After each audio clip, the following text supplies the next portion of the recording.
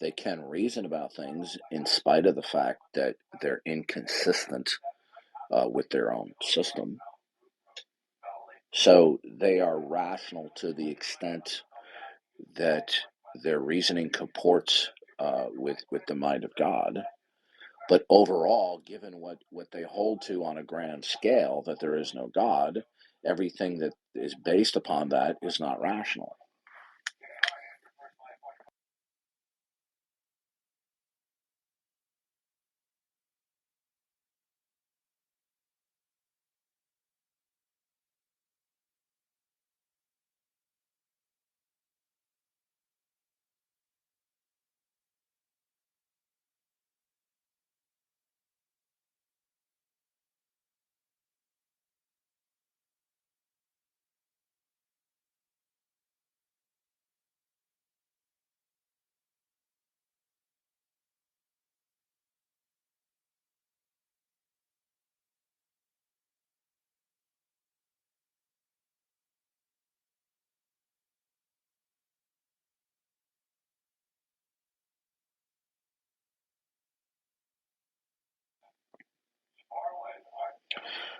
There is no problem of evil.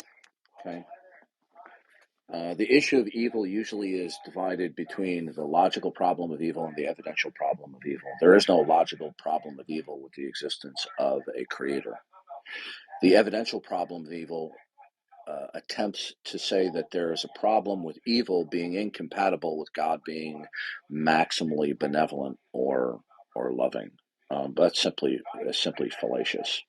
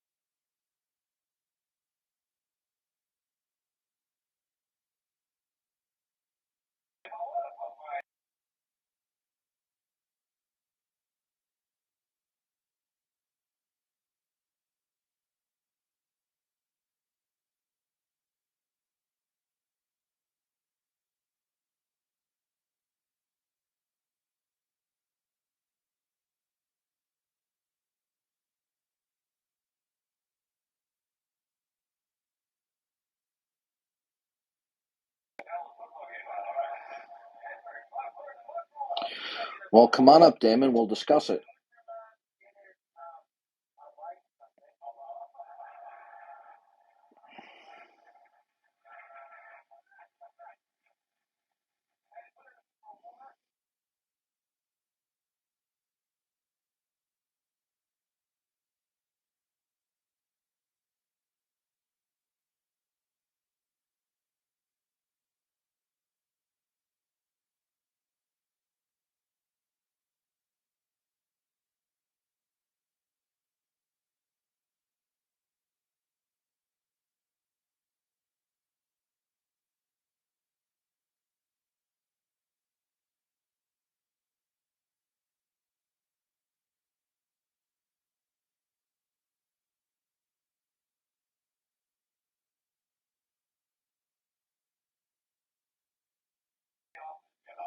Well, we're looking for a few non-cowardly atheists to come up, but I don't think we have any non-cowardly atheists.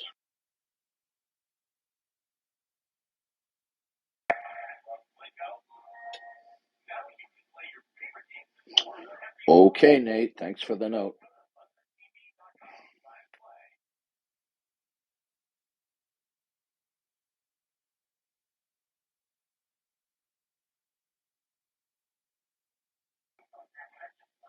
Hey, bro.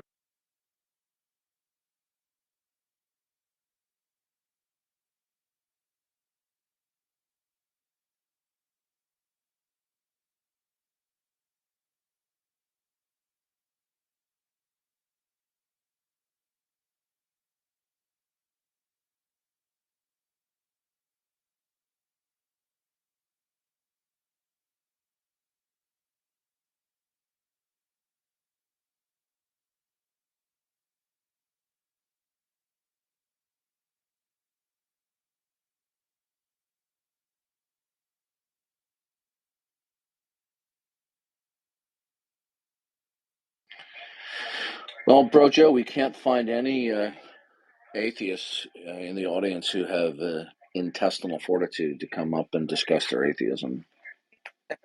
I was wondering, why is no one coming up? You got a large room here. Yeah. By the way, Well, the yeah. reason why they would come up, but they know that I will not tolerate obfuscation, deception, rabbit trailing. They know I don't put up with it, and so they can't deploy their usual antics because it will be to no effect. So that's why they don't come up, because they're actual cowards. I mean, just to give you here's an anecdotal account here. Just like P.Z. Myers, when I asked him how's it there is no God, he engaged in lying. He goes, "Oh, I'm not saying there couldn't be a guiding intelligence," but he outright declares in the past and in the present that there is no God. But when I ask him how is it there is no God, he goes, "Oh, I'm not saying there isn't a God." So this is an anecdote that is prototypical, or I should just say typical, of atheist lying and prevarication. Well, what's the difference between prototypical and typical? I don't think prototypical would be proto meaning being in the first, where Yeah. typical would just be an example. Okay. So I misspoke when I said prototypical. Yeah. Well, what about Billy Martin? He says that you're afraid to debate him. Oh, was that weirdo Australian teenager who's a stalker? He's a teenager. Well, he sure sounds like one and has the mentality one. Yeah, please don't bring him up again. The guy's an internet troll, so I don't waste my time. Okay? No, I'm dead serious. Okay? Sure. And by the way, remember the message I sent you about sending me cryptic messages? If Oh, you're did gonna I send send you that? if you're gonna send me messages, make it clear to me what you're talking about. Okay? Okay. All right. Thank you. Oh, by the way, we were talking about William Lane Craig, and some people had said he wasn't a Christian because he had interesting views of the Trinity, or he denied God was in control of everything. Well, I wouldn't go so far as to say he wasn't a Christian, but I would say that he has a number of views that I find very problematic. Welcome, John. What would you like to say? Good morning, guys. Just really quick on the topic of the room, lying atheists and white knight Christian moderators. Yeah. I find that white knights are on both sides. I've been around a while. I normally just listen. I actually had a question for you about the new James Webb Telescope. What do you think about those new images that it's taking? Because I'm finding them super fascinating and I at haven't just seen the ridiculous images. clarity. You I should haven't. look. They're going to blow your mind. Yeah. Because that thing is like 238 times more sensitive than the Hubble. Oh, okay. And So and does it also I know it operates on different spectrums of light, unlike the Hubble, but does it take in ordinary light as well? it does take in ordinary light, but mostly it operates way deeper in the infrared spectrum than the Hubble does. Gotcha. So on the infrared spectrum, they can look through like the Magellanic clouds and stuff and see through that dust to the light that's coming behind Gotcha. it. And I'll take a look at those pictures as soon as I can this afternoon. Sounds okay, interesting. yeah, they're putting new ones up every day now that they got it focused. So Okay, yeah, check so that out. so how is it that there is no God?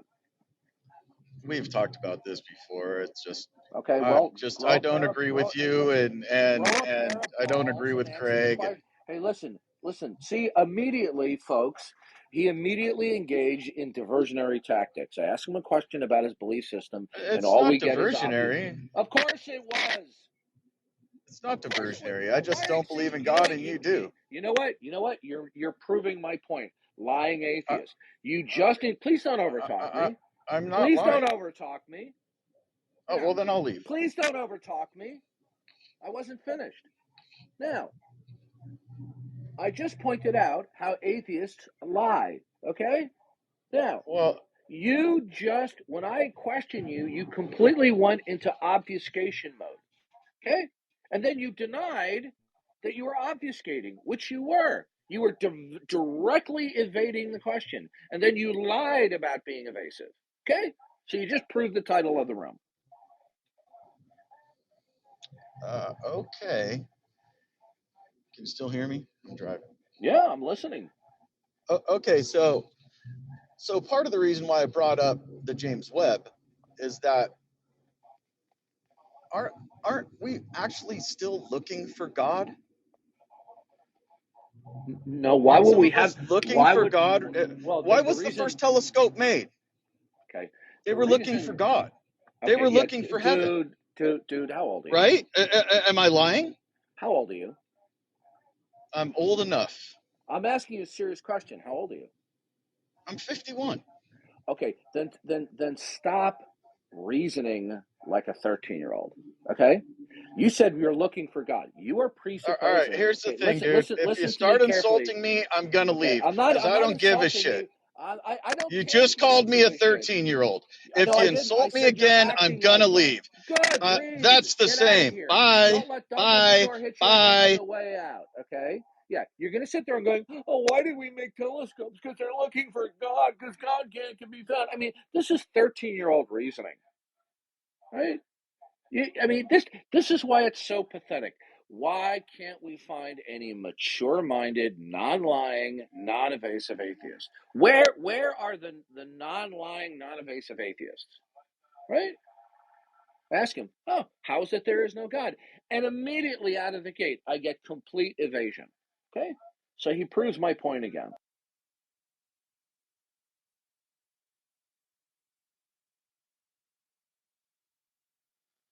This is what they do. Because they cannot actually, in a mature and an intelligent fashion, defend what their real position is that God does not exist. They have to engage in any number of verbal tactics of deception and evasion. This is what they do.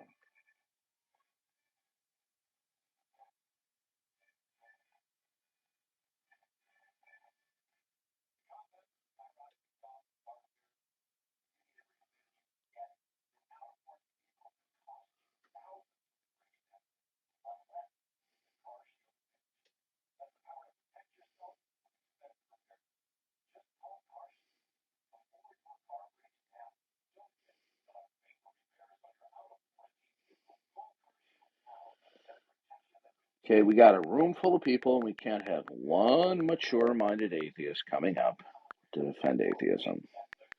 How pathetic.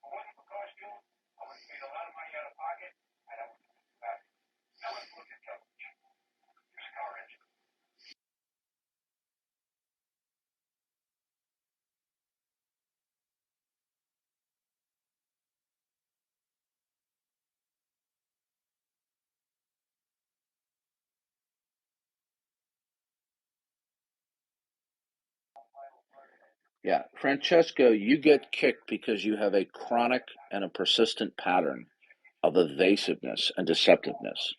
Once it reaches a pinnacle in any given, chat room, that's when you get kicked. There's only so much deceptive responses I'm going to tolerate.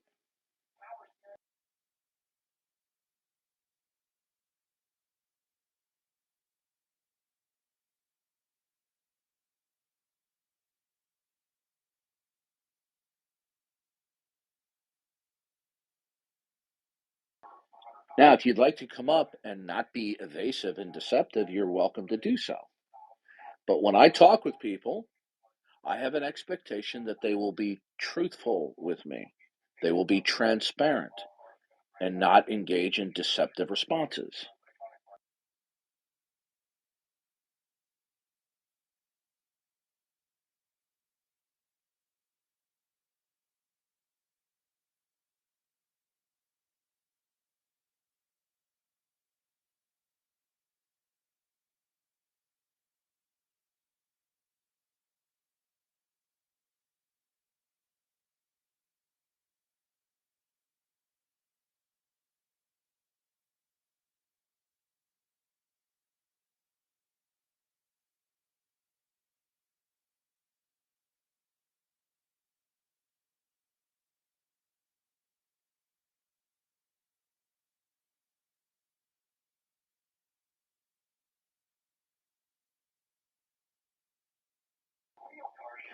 Of course, you want to talk in a neutral room because that way you can get away with your chronic evasiveness.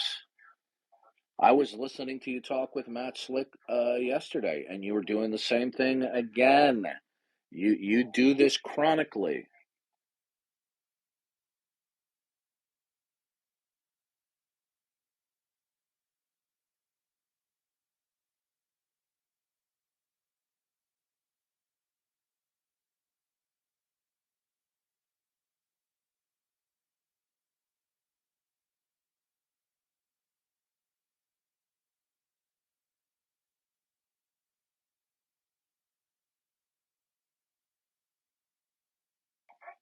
All right, I have to step away from my mic. I'll be back in a few minutes.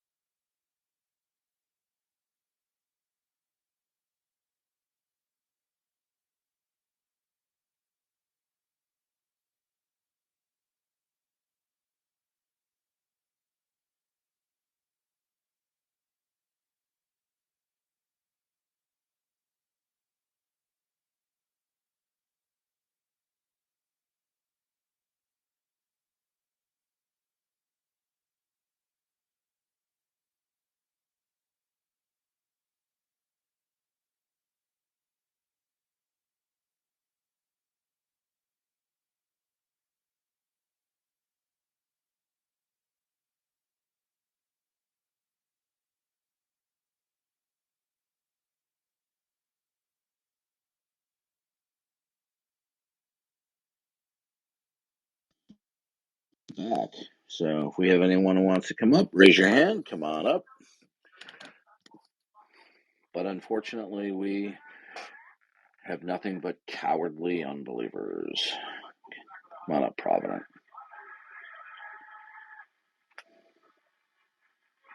Hi, Darth. Hope all is well. Hello, everyone. Hey. Darth, I just want, I know, I need to get to the point right away. Regarding the proving that creation, if you bring up the argument that the creation has a intelligent design and information, and is that a logical, like, Well, look, there's only two positions that one conscious human being can take. Either we will decide that all the facts that we're acquainted with around us are indicative and therefore revelatory of God, and that could only be if He purposed it that way, or that all the facts that we're acquainted with are not revelatory of God. And this is a very important dichotomy that people need to understand. Now, when people say, oh, we have to prove it to them, well, there's a bit of a misconception here.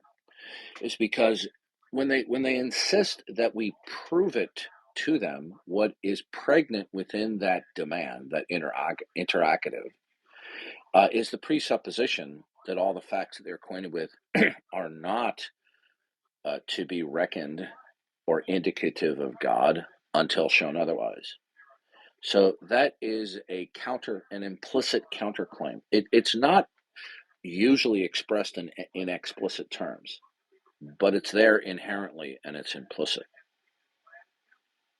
So the point is, we can explain how and why creation reveals God, which we do, but they already reject that. So all they're just simply doing is they're doubling down on their position that creation or the world, all the facts they're acquainted with, do not reveal God. But how is that proven? You see, they want to approach the situation with a false premise or a false unstipulated claim that they're neutral operators, that facts are to be reckoned as stand alone for whatever reason they exist until demonstrated otherwise, till their satisfaction that they are creations of God. But no such neutral position exists. And this is a whole part of the deceptive position of unbelief. They're not neutral bystanders. So keep in mind, when they make an insistence or demand that it be proven, this is just simply a clandestine or covert way of them asserting that nothing indicates God until shown otherwise. Okay? yes, but Now, when you yeah. talk with them, it's like there are this, they don't grasp it. So they're No, saying we can oh no, they Adenati. get it. They get it. They just don't want to accept this. Because what we're doing is we're challenging their neutrality. There is no neutrality. They are in hostility toward God, but they will say, oh, I'm in not hostility toward God. I just don't believe in him. Well, but you see, how is that rational? How is that defensible? These people do not operate according to their own criterion. They'll say, well, prove to me God exists. Okay, fine. You are holding to the not God world. How is that proven? Now, no, I'm not shifting the burden of proof. We explain time and time again how it is that God has made us to know that he exists, which they consistently and chronically reject. But they, with rare exception, almost never explicate how it is that God does not exist. And then they play this little intellectual fraudulent little game. Oh, I'm not saying God doesn't exist. Oh, I'm just unconvinced. This is what P.Z. Myers did with me, and he lied about his position. This is why the title of the room is Lying Atheists, is they're constantly lying about their position. And when they do come up, for the few of them that have some modicum of testicular fortitude that come up, of those, the overwhelming majority of them are either trolls or they're incompetent individuals. It's very difficult to find an intelligent, mature-minded unbeliever who will answer questions about their position transparently. So, I mean, I get it, you Darth, but like when you want to carry the conversation with them, you don't want to kill it. But let's say they say, yeah, we came a million years ago. They continue. But my question is, where the information and intelligence comes from? And I mean, they don't have Well, any answer. But I want to know, is that the Providence, I can just simply talk about the fingernail on my left pinky, right? And that will be sufficient to indicate God. And here's why, right? Either every individual state of affairs, or quote facts, however you want to categorize it, okay? Either it begins in the mind of God and is implemented and sustained in God's creation, and therefore the fingernail on my left pinky or the rock on the side of the road is what it is because God is the ultimate starting point for that and reference point, or not. Now, in the God world, the factness of facts depends upon that the thing in question emanates from the mind and the plan and the creation and the sovereignty of God.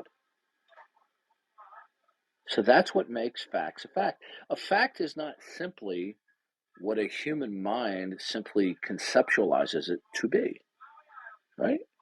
Because the human mind doesn't impose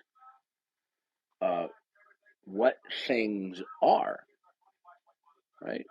The human mind hopefully will appropriate what the nature of things are vis-a-vis their ultimate reference point and starting point, that is the mind and the plan of God. Now, when that is not accepted, then the question is, what makes the fact a fact? What is it? What is a fingernail? You see, you can't start talking about the meaningfulness and intelligibility of fingernail without predicating. And when you predicate, you're going to have reference points, right? And if it doesn't ultimately terminate in the mind and the plan of God, then what does it terminate in? Well, the answer for the unbeliever is nothing that is identifiable and defensible. So we only have two positions. Things are facts because they start in the mind of God and they exist within the plan and sovereignty of God. And that's why they would mean something, because it is God's mind that imposes that something is what it is in any given time index or moment, right? But you see, the unbeliever has this false notion that facts are just facts in and of themselves, and this is ludicrous. It's laughable, right? Now, when I point this out, they think that what I just said is laughable because they believe to the contrary. But that belief to the contrary is indefensible. It's that simple. what is that called? I want to study the fact is fact, either is mind of God. Like, is there anything I could read a little bit more When I to get? use the word fact, someone will say, "Well, what's a fact?" I'll say, "Well, that something is the case. That something is actual and intelligible." You can't separate the actuality and intelligibility of a fact, but the intelligibility requires that the fact in question either be entirely self-contained, requiring no independent or external reference point as to what or why it is, or the fact in question is what it is because of some external reference point or metaphysical context. So in the Christian worldview, that would be God. The rock on the side of the road is a rock, and it's on the side of the road because it emanates from the mind and plan and is sustained within the plan of God. Now, when that's rejected, then how do you have facts? So this is why facts in and of themselves are indicative of God, is because there's only, if not, then you won't have facts, right? It is the mind and the plan and the power of God that makes a bird what it is at any given moment, and where it has identity over time. Now, who wants to claim that any individual fact is self-contained? So any putative fact will be categorized, or will be reckoned as self-contained or not self-contained. If the fact in question is not self-contained, then what is it fundamentally, metaphysically, that makes it a fact? If factness is not indicative of God, then what is it indicative of? Is it indicative that the fact in question is self-contained? It's a se, as we say in theology, that it's of itself, right? No, but the unbeliever has nowhere to go, and they know it. They don't care, because they have a prime directive, to use a Star Trek metaphor. Their prime directive at any given moment is not to acknowledge God as creator and Lord. And so they will concoct any type of mental gymnastics, cliches, sloganing, platitudes, as to why they don't have to acknowledge God as their creator, when the Bible clearly states that ever since the beginning of the creation of the world, God's eternal powers have been clearly seen through what has been made, so that men are without excuse. Now, that's not just an empty religious talk. That's a very sophisticated theological and philosophical position. That even the fingernail on my left pinky, or a blade of grass blowing in the wind, reveals God's eternal properties. Now, if somebody says, well, no, it doesn't, I'll say, good, then defend that. But they know they can't. So this is why they engage in lying and deception and obfuscation, prevarication, rabbit trailing, dodging. This is why in a room where we have a ton of people in here, we can't get any mature-minded atheists who want to come up. Right? It's because many atheists, if they are going to be forced to be transparent, if the rules of the interaction require them to be ruthlessly truthful, they don't want to participate. And we see this day in and day out. I cited P.Z. Myers earlier. P.Z. Myers is a rabid, foaming at the mouth, not only atheist, but anti-theist. But when he was asked, well, how is it that there is no God? That was the direct question he was asked. How is it that there is no God? And his response is, oh, I'm not saying there couldn't be a guiding intelligence. He was lying, outright lying. And this is an anecdotal example of how atheists lie. They go, oh, atheism is not the denial of God. Atheism is just a lack of belief. See, this is more atheist deception, okay? Because they know they can't defend what their position is. So I'll put the offer out again. If we have any unbelievers, you want to raise your hand, come up. You want to transparently explain your atheism, why Christianity is false, right? Come on up.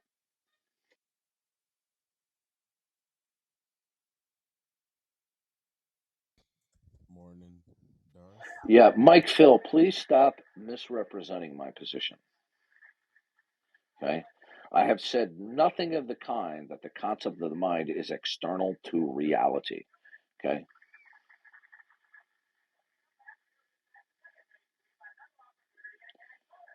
Here, I'll invite you up so we can talk about it.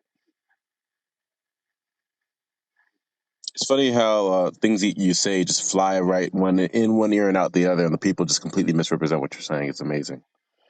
Well, I'm looking for him here in the room. Where is he in the room, or did he flee? Oh no, he's here. I see him. He's next to Alan. He's on the bottom. Okay, come on up, Mike. Speak your mind. There you go. I sent you an invite. Thank you, Darth. Appreciate it, everyone. Come on up, Mike. Oh, so you don't have the balls to come up here and defend your misrepresentation of what I said. Oh, he can shoot his mouth off in the text, but he can't come up. Okay. Typical.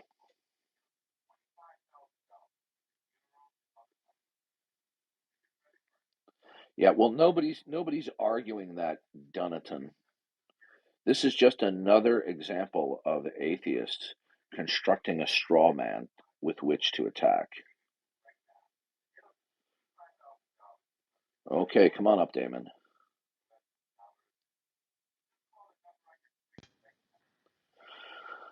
Okay, Damon, Hey, how so is it that God does not exist? uh, well, I came up because I just heard you say that you said there was an external mind Please that was get closer to external your to reality. microphone. I'm as close as I can get. Sorry, can you hear me? Please get closer to your microphone. Yeah, I'm as close as I can get. Can you hear me? Wow, that's pretty bad. Oh, hold on, let me reset my mic. Hold on.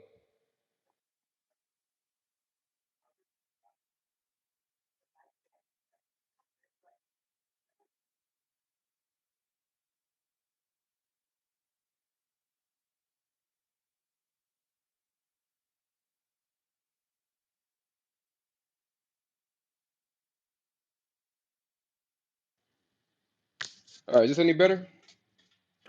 Much better, thank you. Okay, how All is it right, that all there right. is no God? Well, because there has not been any sufficient evidence given, and we can look at what people have been saying about him over the course of the human history, and we can see that it's most likely just something that has been imagined, because this is just indicative of stories that people have been telling, like other stories outside of God. Okay, is it your position that all the facts that you're acquainted with do not in any way or in any sense stand in causal relations to God? Can you repeat that? I don't know if I caught that. Is it your position that all the facts that you're acquainted with, because you said there's no evidence for God, so is it your position that all the facts that you are acquainted with do not and cannot stand in any way, in any sense, in causal relations to God? No, Okay, how did you determine that? no. I'm saying this. It's not indicative that they cannot. Oh, okay. So then what you're saying is the facts from your perspective are indeterminate. No, I'm saying that the rational conclusion would be that he would not You're exist not based on you're the not facts. following me. You're not following me. When we talk about all the facts that you are acquainted with, the sun, the moon, the stars, the grass blowing you in, the deer running through your backyard, whatever, okay? When you say they are not evidence for God, you are saying one of two things. Either that they can and do not stand in causal relations to God, or that the facts and questions are indeterminate. Which of those two positions do you hold to? They're indeterminate. They can't be used to determine him at all. Okay, then if it's indeterminate, then you cannot say that the sun, the moon, and the stars are not indicative of God. What you have to say is that you are in a state of ignorance. You can't actually comment about the evidence. What you're commenting about is your state of ignorance. No, I'm commenting about So the so evidence hold that was hold given. hold on a second. Hold on a second. Now, do you and I'm not trying to be pejorative here, but since you are saying that the facts are indeterminate, then what you are actually claiming is that you are in a state of ignorance, No, I'm claiming right? that. No, I'm claiming that the evidence given is not sufficient. You're not understanding, right? No, I'm understanding. I just don't think you like the If answer. you and I are homicide detectives and there's a dead body in the kitchen floor with a bullet hole in the head and there's a gun on the floor and I say to you as your partner, that gun is not evidence of the homicide. And you turn to me and say, how is that so? Well, I could respond to you in at least one of two, or in at least two ways. I could say, well, nobody has demonstrated that there's a causal connection as of yet between the gun and the dead body. Or I could just simply say, well, that is a squirt gun that's been painted black and it looks like a real gun. So it could not stand in causal relations with the dead body. Okay? Now, you have told us that the facts are indeterminate. Okay? You do not know whether or not the facts in question do indeed stand in actual causal relations with God. So that means that when you say there's no evidence for God, you're not making a comment about the actual causal relationship between the facts and God. You're simply making a comment about your state of ignorance. Isn't that correct? No. Okay, so you understand you only have two options, right? Do you understand? No. Okay, so when you say X is not evidence of Y, then what you're saying is X does not stand in causal relations to Y in terms of what it is vis-a-vis its relationship with Y. Or when you say it's not evidence, you're just simply saying X is indeterminate as to whether or not it stands in causal relations to Y. But you've already stated that the sun, the moon, and the stars is indeterminate as to whether it stands in causal relations to or with God, right? Correct. If it's indeterminate, then that is the same thing as saying that you are in a state of ignorance as to what these things stand in causal relations to. So you only have two options. Either you're going to defend that X does not indeed stand in causal relations to Y, that the sun, the moon, and the stars, etc., cannot and do not stand in causal relations to God, or you're just going to simply say they're indeterminate and that their causal connections to or with God is unknown. It's indeterminate, right? Is it unknown? No, I'm saying all the positive evidence that we do Is have it shows that. unknown? Calm down. Calm down. Don't. All you want. You see, I I don't. don't like I when, don't want you listen to. to I me. don't Hold want on you a to get second. I'm triggered. talking. No, I'm I'm trying to answer the triggered question. when people deliberately try to be deceptive with me. I am bending over backwards explaining this to you. When you said you admit it's indeterminate, to say that it's indeterminate is the same thing that you do not have knowledge as to whether X stands in causal relations to Y. Is that correct? No, I'm saying the knowledge that we do have shows that the evidence that You're has not been talking. given. You know what? I'm asking you a yes or no question.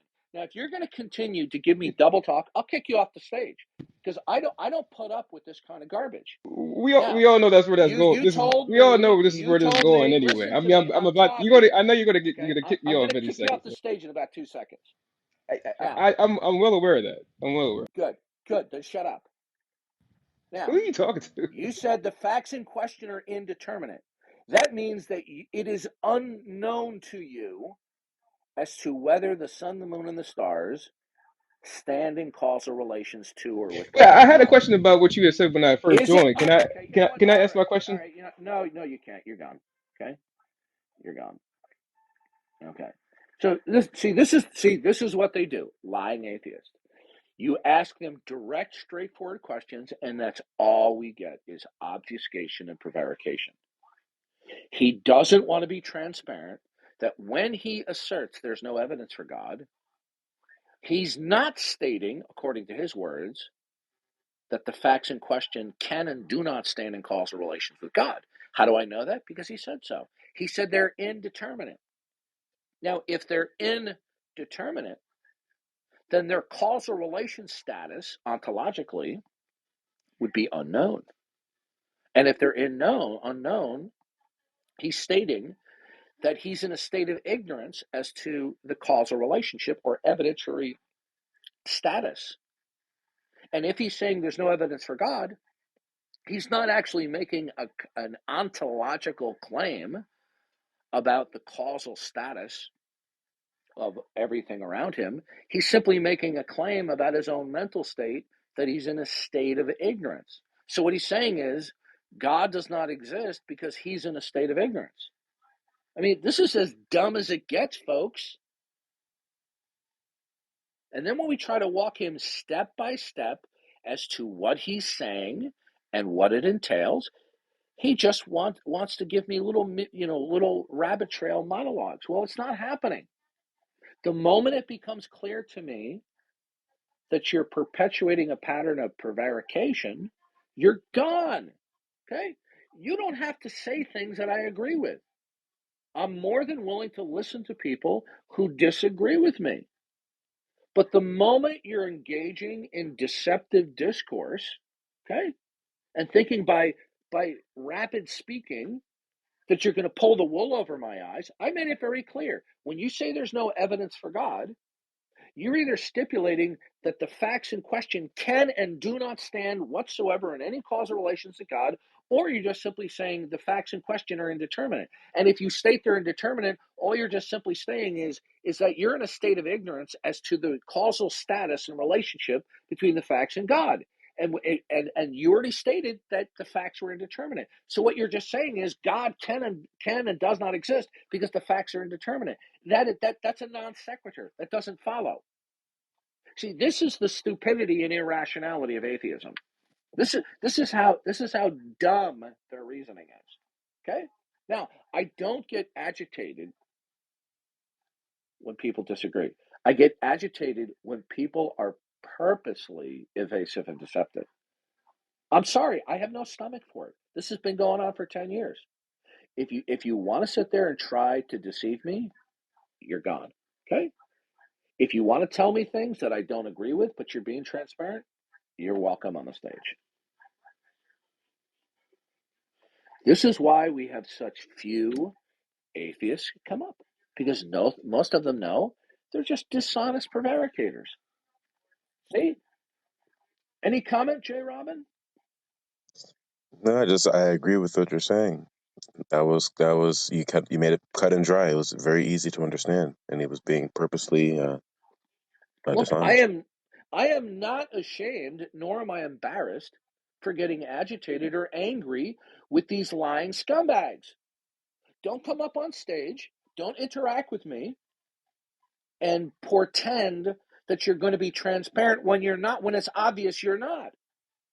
Go pound sand. I think you people are disgusting who come up and you want to pretend that you want to be honest interlocutors, right? Where we're going to honestly dispute and argue and disagree, but you're going to purposely engage in deceptive rhetoric.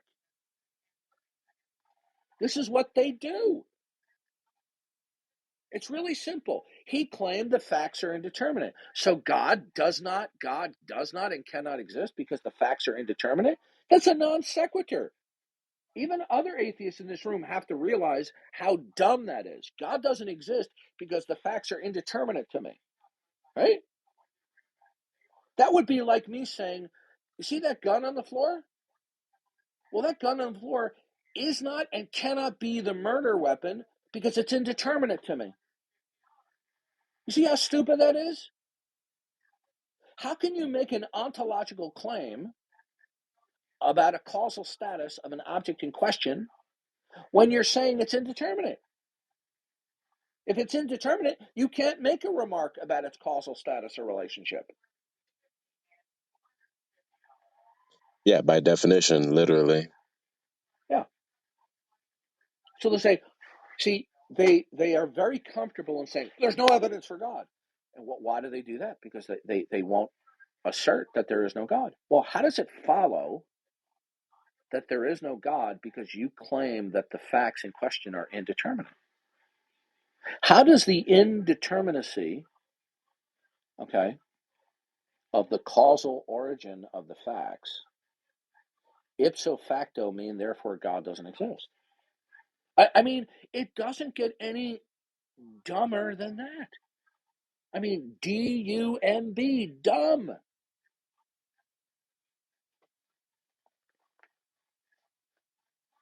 Suppose somebody were to say, well, there is no other life forms. There is no life on any other planet in the universe. Well, why? Well, because it's indeterminate. There is no life on other planets because we just don't know. That is a fair analogy of what the atheists are saying. And it's dumb. But they don't care. They're not ashamed at their stupid reasoning. Come on up, Ray.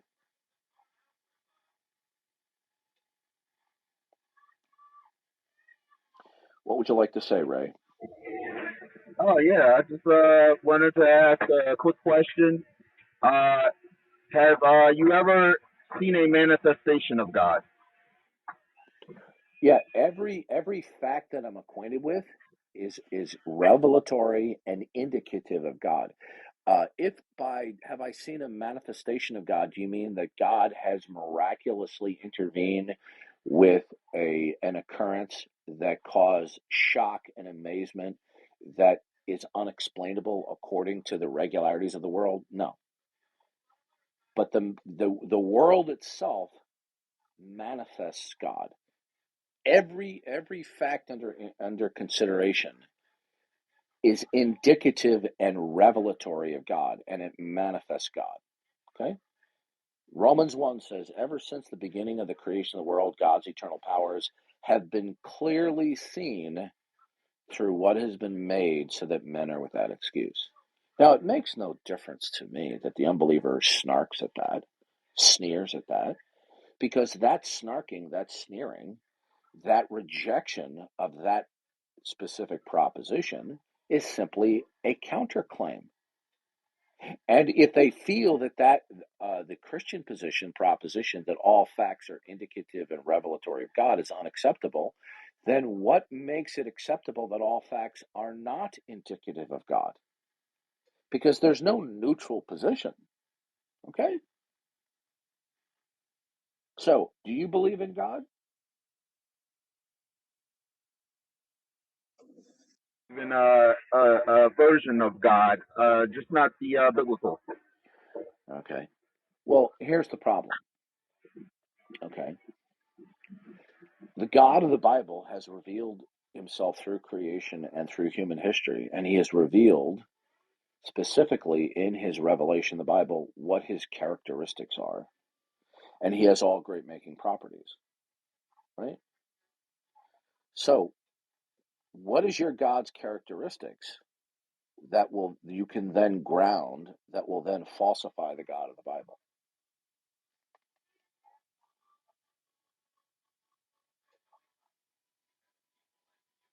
Do you have an answer? Yeah, give me one moment. I'm at work right now, so I'm sorry. So what would my God characteristics be that falsify your God? I don't know if It my God characteristics can falsify your God. well My then God then then what you're adopting is idolatry, sir. It's an idolatrous construct, which is simply a fabrication of the figment of your imagination. Okay, oh, well, to what if I reject. said the same thing about your God, sir?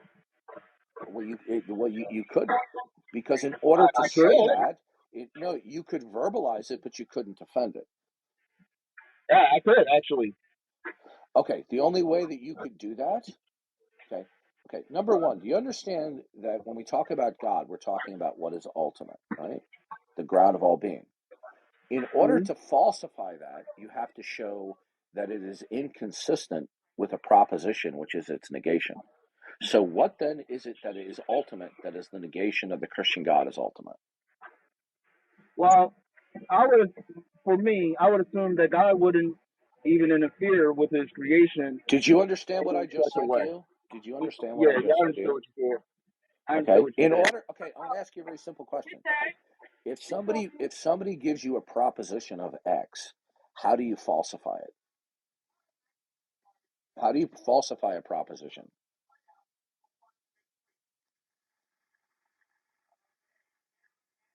Ray, are you there? Yeah, yeah, I'm here. As I said before, I am at work. I'm just a Yeah, little bit we busy. My bad. falsify a proposition by presenting a proposition which is the negation of the proposition.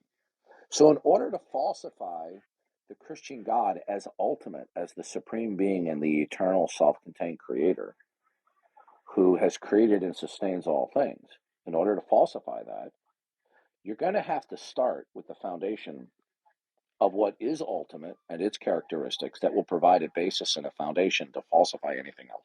Anything else.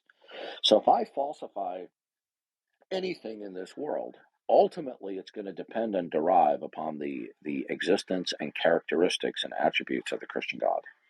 Okay? Now, if you're going to falsify the Christian God, then what foundation are you standing on in order to falsify the Christian God? Yeah, weren't there other concepts of God before the That Christian God? that's not an answer to my question. Who is your God? My God is the Almighty John, existence, sir. Okay, sir, that doesn't. I'm asking you for his attributes and characteristics. Existence. That's it. That is. Okay, you're wasting my time. You're giving Well, me I'm worse. sorry. Listen to me. I have talked with Well, I'm sorry. 13-year-olds. I apologize I for have wasting your talked with time. 14-year-olds on You don't seem to want Discord. to Okay, have take an please. I understanding. do You want to want have a people to talk. take an What you're having a understanding talk on is, for and you. I'm gonna have to mute your microphone. Okay, right now, listen to me carefully. The answer you gave is incredibly, vastly worse than answers that I've been given by 13, 14, 15-year-olds on the internet. That's how bad that answer was. Okay, and I'm not going to pull any punches with you. It was a worse than childish answer.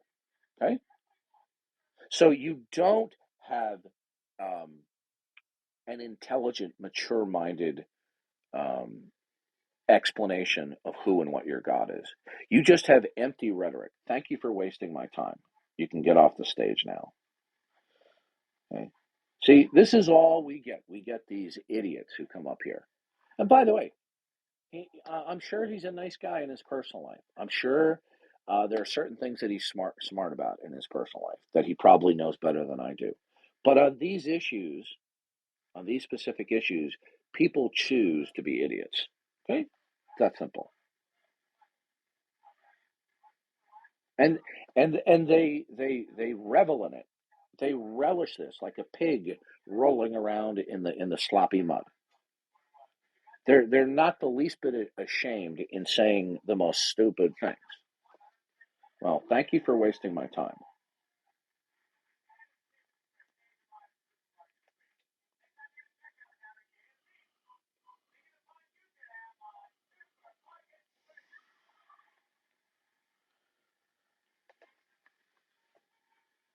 You know, I'm not one of these Christian moderators up here who want to come up here and be frenzy with unbelievers. I'm here to warn you that the wrath of God is hanging over your head right now, and you are one heartbeat away from eternal damnation. I'm not here to Dale Carnegie win friends and influence people. I'm here to warn you of the wrath to come. And I'm showing you that your unbelief in the existence of God, and specifically your unbelief in the Christian God, is going to doom you to eternal damnation because of your refusal to repent. And your refusal to repent is simply utter defiance of God. And you have, hold on a second, and you have no rational basis for your opposition to the self-identity claims of the God of the Bible through Jesus Christ. Well, what's your thoughts about annihilationism? I think annihilationism is clearly biblically false, and it's most commonly found from cults. Occasionally, you'll find an outlier um, who pays lip service to various evangelical Bible doctrines, but who adopt annihilationism. Oh, by the way, Pork, Nate was claiming that he wasn't making fun of me. Okay. He said, he says, I didn't mock you. He says, I did share your text because it was highly inaccurate, inflammatory, and not becoming of Christian behavior. I want others to know so they can act accordingly. So, is that in accord with what you heard, Pork? No, not exactly. It was more like, oh wow, you ought to see the text that the messages that Darth sending me. Here, let me screenshot them so you can see this. Then they talked about how they didn't know whether or not if you were a true Christian. Oh, did Nate say And that? Did oh Nate no, join that in was that? no. Well, it was more Steph. Okay, You and know you know the what? He sits there and he quietly tolerates this. Now, if I did that to other people, I'd be kicked off the stage.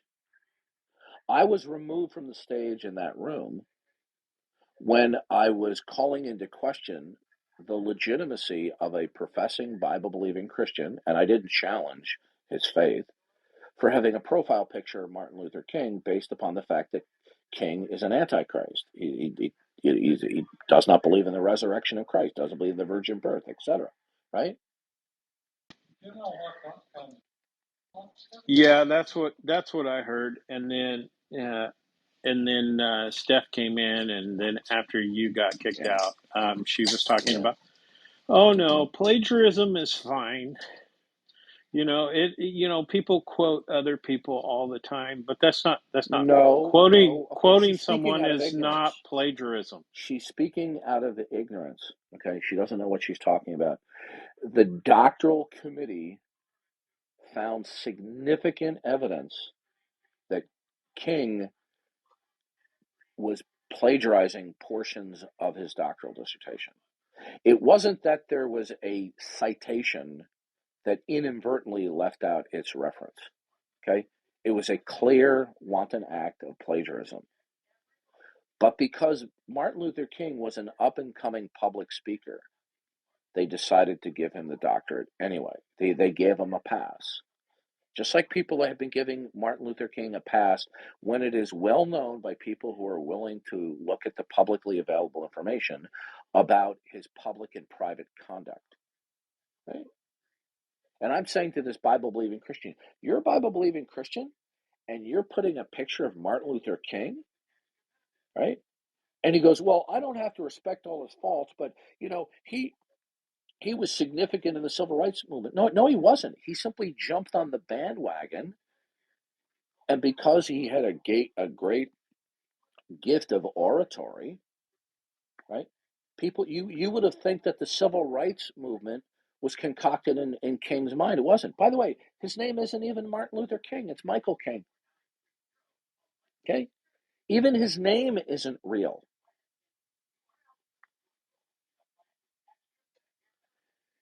Yeah, And well, Nate and Nate and started the white knight for the guy having it on there, yeah, having and that on his I profile. wasn't He said it's unduly. no different than him having an avatar that says Metallica. Yeah, that was disgusting. And then he kicks me off the stage. Did this Right? happen today, Darth, or was this? Yeah, this happened today. Yeah, just a little while ago. And then I sent off some text messages to Nate for his bad conduct as a moderator and white knighting for somebody else, right? Well, they do And that you and on yeah, those stages. They do that. Nate and the other guy, I can't remember his name. You Roy, know, Roy, Roy. Yeah, that's right, Roy. Roy, Well, John Lee, like yeah, when you come in, they're really hard on Jay Robin too. They always accuse Jay Robin of being mad and flying off the handle and all this. They always tell Jay Robin, "Oh, calm down, calm down." And it's yeah, infuriating.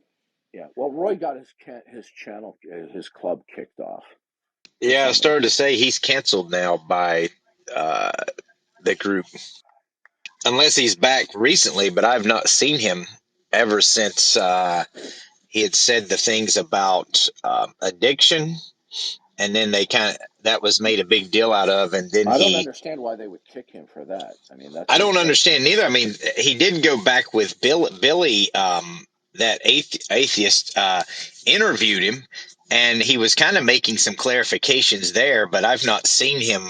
I don't know if he left Clubhouse or what happened, but I have not seen him since. yeah, yeah. I can tell you that when I've been in Nate and other his other acquaintances' rooms, that they will tolerate people verbally mistreating me, right? But the moment I start, grilling somebody else in their view and calling them out for being evasive or deceptive, I'm the one who's accused of being unruly and remote. So I called Nate out privately for his conduct, and then he wants to laugh it off, right? And by the way, Pork was there the whole time. He saw exactly what happened. I did nothing wrong. Okay, Alan, we invited you. You have your hand raised.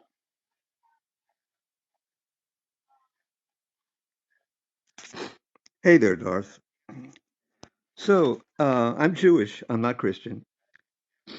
But I agree with you on many of the facts that I've heard earlier on here. I also believe that things are facts because they have their origin in the mind of God.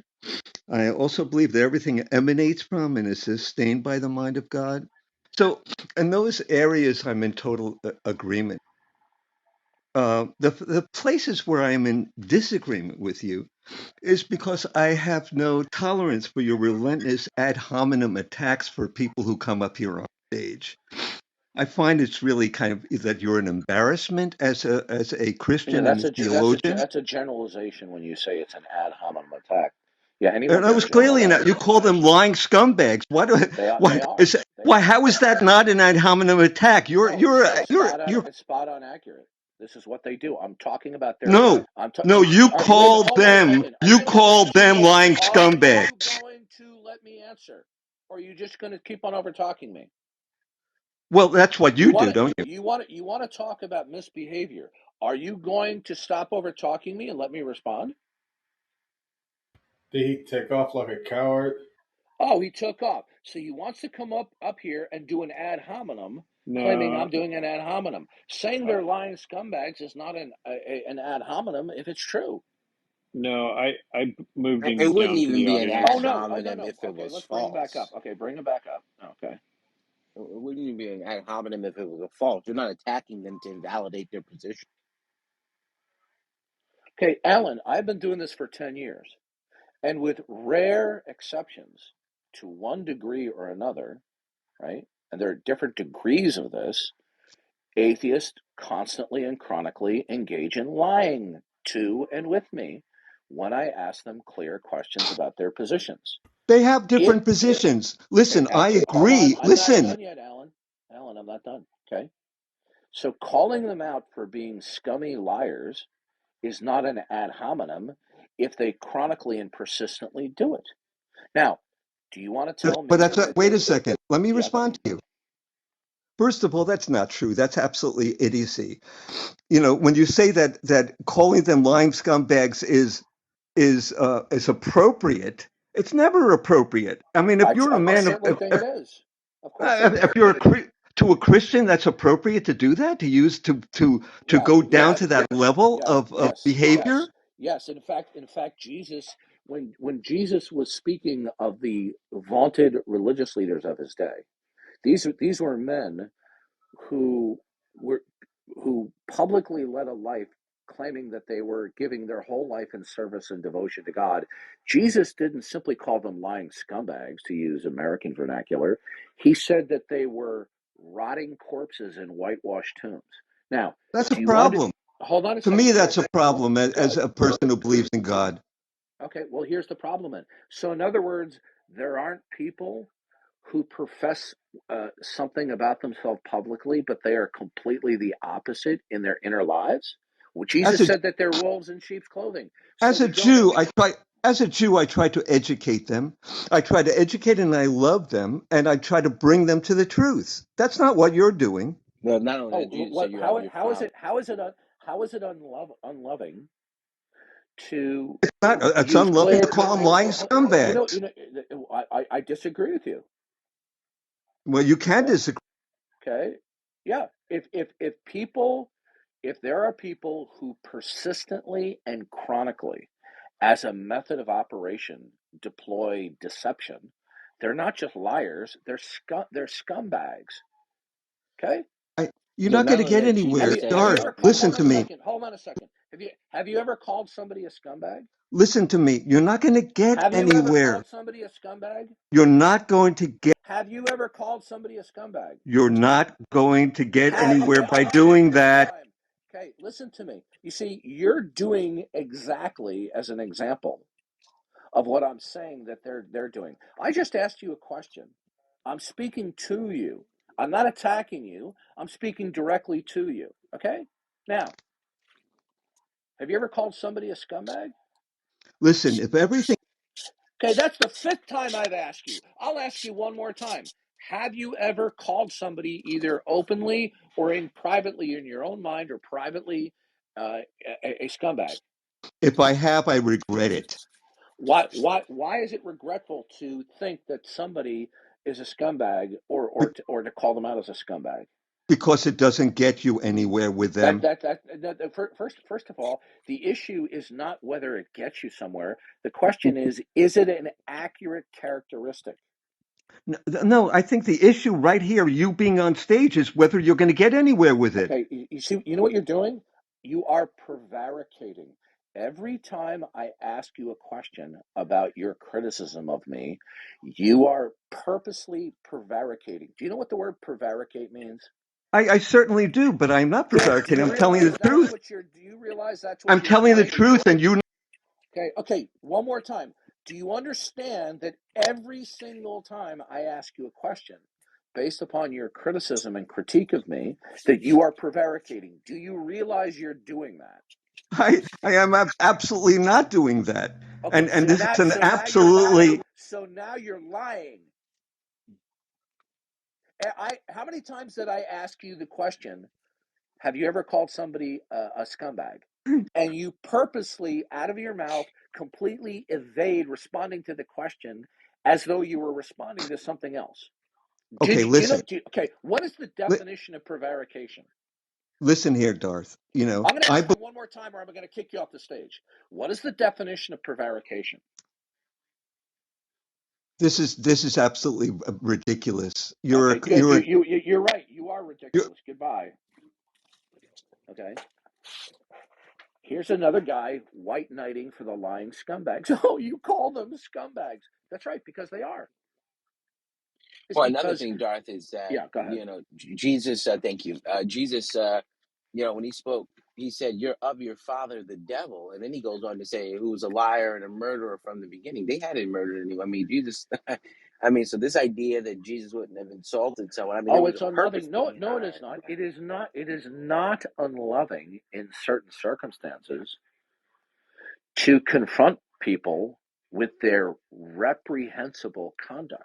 And by reprehensible, I mean where they are portending that they are being transparent and truthful, but the whole time they're purposely being deceptive and evasive and engaging in obfuscation and prevarication. Well, Sure. well, And for Anywho, apparently, example, John the apparently Baptist in he hell. does. He engages in the same thing. yeah. Haiti's saying in the back channel that he calls atheists. Would she say he calls them uh, lying piranhas? Oh, he did? Godless piranhas. Oh, godless piranhas. And also, we have to, it's not an ad Wait a minute, wait a hominem, minute. even if you, He calls atheists godless piranhas? Yeah, that's And what this guy and someone this was guy saying in has the back channel. and this Right. guy, well, if that's true, I don't know that it's true, but if it's true, this guy's the nerd because I say that they're scumbags. He's hung up over the word scumbag? Really? Yeah, but he's okay with godless piranhas. Oh, would it make him feel better if I called them sleazy? well, Okay. it wouldn't be an ad hominem even if the accusation was false, because your goal is not to discredit their argument by attacking their persons. It's the wrong use of the word I anyway. am taught when I call them lying scumbags, I'm simply characterizing their verbal conduct. Yeah, Okay? it's your goal to take down their position by doing that, or to validate an No, argument. no, no, no, no, no.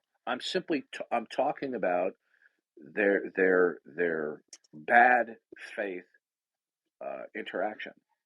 So It then it's doesn't not mean an what ad. they're It's not saying. even. It It doesn't doesn't. even qualify for an No, ad no, hominem. no, no. Yeah, I mean, if you read I'm really Matthew, tired. I'm really tired with this mealy mouthy Christianity. We're really trying. We're really trying to get the atheists to like us. Okay. Notice how what he said to me, where he was bringing out that it wasn't quote effective. The point is, it's not about being effective. It's a call. It's about speaking the truth, confronting these people with their evil ways, with their lying ways, and calling them into repentance and faith in Jesus Christ. Well, first I off, I really doubt that the guy believes that you don't call someone out for something egregious. Or it doesn't even sound real. Like, what yeah, world is he living in? I I rarely will say to somebody's face, or it's not common, right to their face, you're a lying scumbag. Okay? I have on occasion, but when I'm generalizing over my uniform experience, what I find out is that a majority of atheists, to one degree or another, are just prolific liars and deceivers. They're evasive. Look at this guy. I call the atheists out for their lying and their deception and their prevarication. And I asked this guy 5, 6 times, do you ever call somebody a scumbag? And he's completely evasive. Yeah. Right? Because he doesn't want to admit that he has referred to people either publicly or privately as scumbags. But if I do it, I'm a bad guy because I use the word scumbag. If he had never called somebody a scumbag publicly or privately, he would have said so. Right? But he calls them lying piranhas. Right? Yeah, I mean, if you want to do a little Bible study, if the atheists want to open up their Bibles and read Matthew 23, you see Jesus just go on a rant, just using all kinds of names like Darth had mentioned earlier, dead men's bones, called people vipers, children are destined for hell, and one of, I think it was Brojo mentioned in John where he says they're of their father the devil, who is a murderer from the beginning and the Right. father of lies. So I I mean, mean, yeah, it doesn't get he any worse. It doesn't get any worse than that kind of an epithet. It doesn't. Likening them to Satan himself, being the father of lies and a murderer. I mean, and he wants to fault me for saying scumbags. And now he wants to say when Jesus called out these religious leaders who were misrepresenting the God of the Bible, that what Jesus was saying is wrong. Okay, fine. You're in for a rude awakening, my friend, as a Jew on Judgment Day, because you are going to be standing there with all those lying piranhas, and you too are going to be sent to eternal damnation because you did not repent and accept Jesus Christ. You're in for a very rude awakening.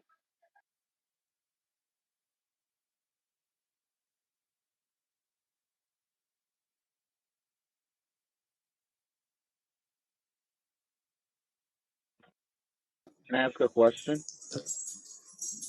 Can I just reply really quick before you ask Ray? Sorry.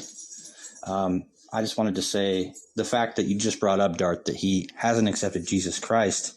That's I think the real issue that should be focused on with that guy's responses. The fact that he doesn't recognize Jesus Christ as the Messiah is a great issue that's going to impact the fact that, even though Jesus said all these things, he's rejecting Jesus and everything Jesus said.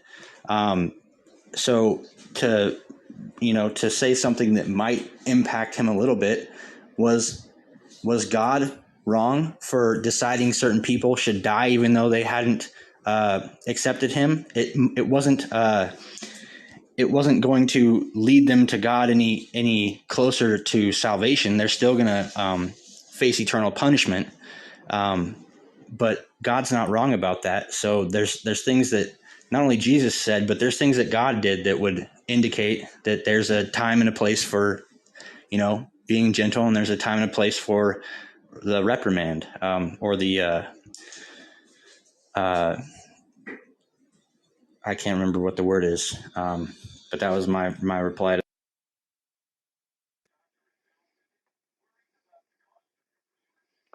Well, Go ahead, what's Ray. mealy mouth? Go ahead, Ray. All right. Yeah. So I just had this thought in my brain. Do any of you guys Christians think that maybe the Bible, and I think it has like a very extensive timeline. I don't know how many years worth of this timeline that is discussed within the Bible, but do you think any more could be added to the Bible as it stands? No, So, because God in His providence, okay. The Bible is what it is because of the sovereignty and the providence of God. There were other letters that Paul wrote, okay, but that doesn't mean that those particular letters were inspired by God, okay. But God chose to preserve those writings that he did inspire, and to preserve them through the course of human history in what we now have as the Bible. Okay.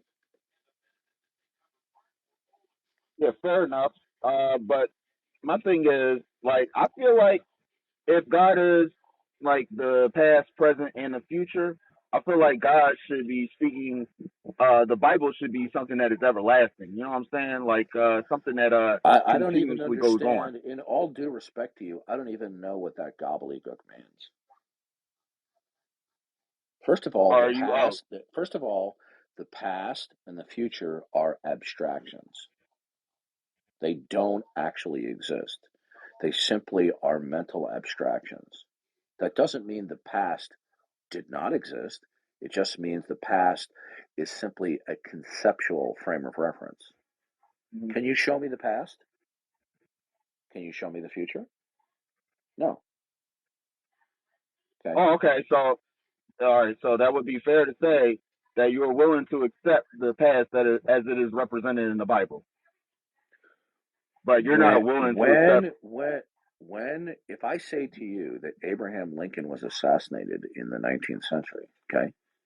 Mhm. When I say that when we talk about the past that is an abstraction, it doesn't mean that it's fictional. It means it was real, but presently it is not. Okay? All right. Yeah. Fair So enough. the But so it's called temporal becoming, okay? Things come into yeah. existence and they go out of existence. So when you talk about the past or the future, these are mental conceptualizations that don't presently exist. It doesn't mean that in the past it wasn't true, but those states of affairs have gone out of existence. Okay?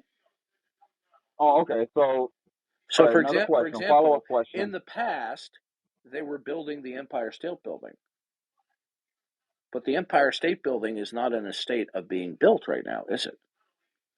No, it's not. That state of affairs has gone out of existence. Now, the Empire State Building was in the past, but it's in the present. Okay. Now, that's if you hold to the A theory of time. The B theory of time says that all moments of time are equally real ontologically, as opposed to the A theory of time, which there is temporal becoming, where things come into existence and they go out of existence. Okay. Okay, doke. Do you have a reasoning for why there are no biblical miracles seen today? Well, because the purpose of miracles was simply for God to, generally speaking, confirm the prophet that he has sent. Miracles were never done for the purpose of proving the existence of God. Okay. Now, for example, we So, did have miracles with Elijah and Elisha, where the mhm. prophets would mock the false gods. It says, "Well, where's your God now? Is he in the bathroom right now?" And then God sent down fire to consume, the sacrifices, as a display that Yahweh Himself, okay, was real. That is, prophets are real. The purpose of the miracles was to confirm the prophet who was the spokesman for Yahweh. The purpose of miracles was not to prove the existence of God. There's no need for miracles to be done in order to prove God, because the creation itself, in its entirety, individually and collectively, is indicative and revelatory of God by virtue of God purposing that it is. So, if when the Bible says that the creation itself, in its entirety, reveals God, then it would be superfluous to do miracles in order to get somebody to realize that God exists. So the purpose of miracles were to confirm the prophet status of the prophet in question. Okay, would you consider I guess God relieving the Hebrew from the enslavement of the Egyptians? I mean, excuse me, from the Egyptians. Would you consider that a miracle? Is that confirming the prophecy of When his prophet? when God did the miracles, for example, the 10 plagues, this was to confirm the prophet status and to display God's sovereignty to Pharaoh. Oh, I'd Right. love to be pointed to the specific verse in that point in time where it Well, says that. when you read through the Bible, okay, what's the fifth book in the New Testament? That book of the New Testament was that Genesis, Exodus, Leviticus, Numbers. No, in the New Testament. Oh, in the New Testament, I forget. Okay, Go so you're back and not look. really that well acquainted with the Bible, are you? I haven't read the Bible in a very long time. I'm gonna be honest with Okay, you. so you're I'm not okay. Okay, well, when we look at miracles in the Bible, they were almost always done for the purpose of confirming the status of the prophet in question. Okay? They were never done for the purpose of proving the existence of the supreme being, the creator. Okay? They were for the purpose of confirming the prophet who was a spokesman for Yahweh, the God of the Bible.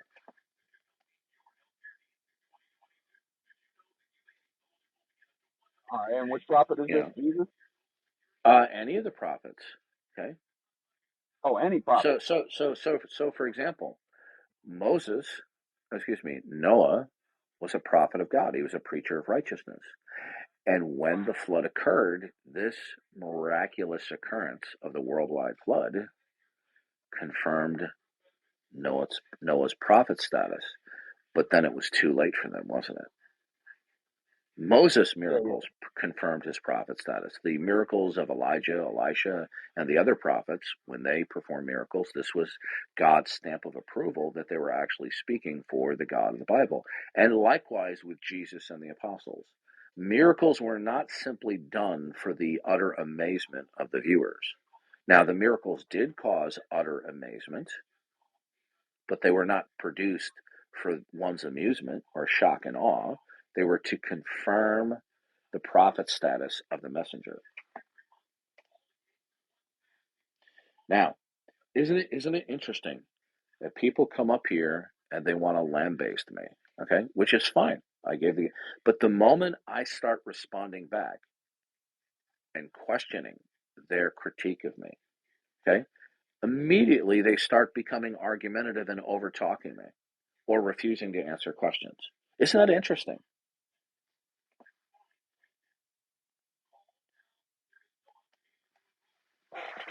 The Well, guy, the guy faults me. The guy faults me, not you, the other guy. The guy faults me for calling that atheists in general, in my dealings with them over 10 years, of being lying scumbags, which I have excellent reasons for making this generalization. Are there exceptions? Of course. But generally speaking, they deploy deception, obfuscation, and prevarication as a method of operation, as an MO. Why do you keep They do saying it on 10 purpose. years? It's more, it's close to 12 years at this point. All right, I stand corrected again. More 10 plus years.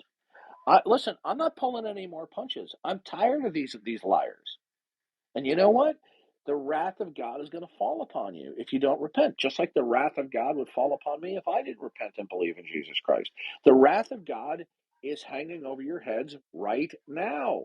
And you're whistling past the graveyard when you choose, oh, there's no evidence for God. Just like the last guy I talked to. The guy goes, there's no evidence. God doesn't exist because there's no evidence for God. I say, okay, let's analyze that. So when you say there's no evidence for God, right? Are you saying that all the facts you're equated with can and do not stand in causal relation to God? Well, I'm not saying that. So are the facts indeterminate? Yeah. Oh, so God doesn't exist because facts are indeterminate?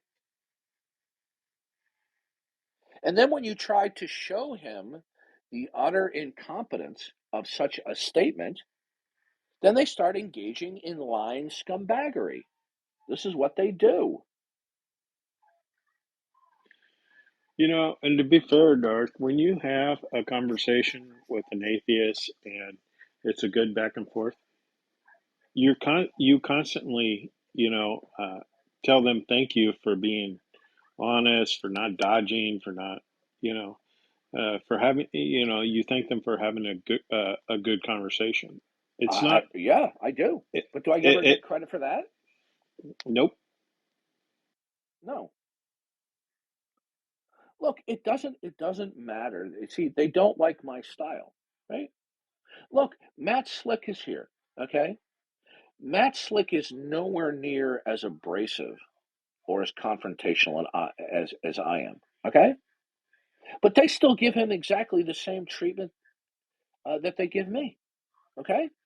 So this is just a bugaboo. They're trying to throw a wrench into a monkey wrench into the gears because they can't be transparent and truthful about what their atheism constitutes.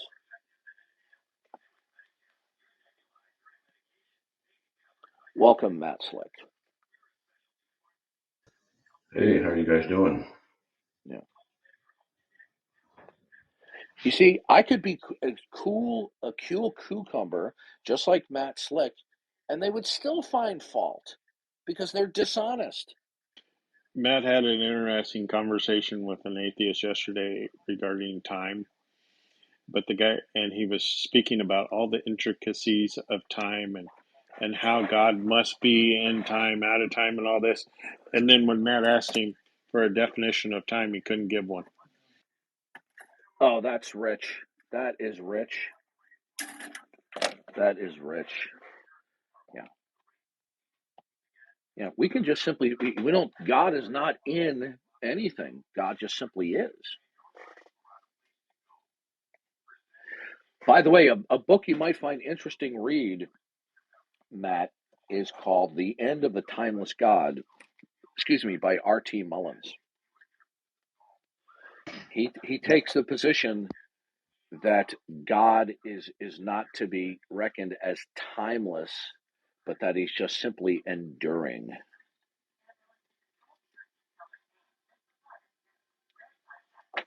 Are you there, Matt? Yeah, I gotta help my wife with something, and then I'll be driving to a doctor's appointment, and then I'll listen in more fully. So give me a couple, Oh, 3 minutes. sure. Well, if we have any unbelievers who want to come up and want to be truthful about their position, you're more than welcome to vigorously disagree. But we don't countenance prevarication. We don't sanction uh, chronic obfuscation.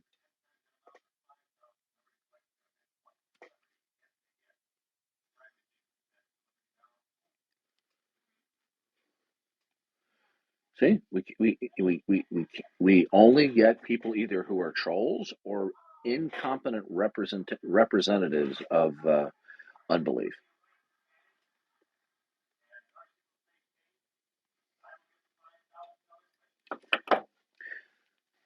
You know, out of all the 7 or 8 professional atheists that I got to question in AMA, I didn't get really a straightforward response from any of them, with maybe the exception of maybe Graham Oppie.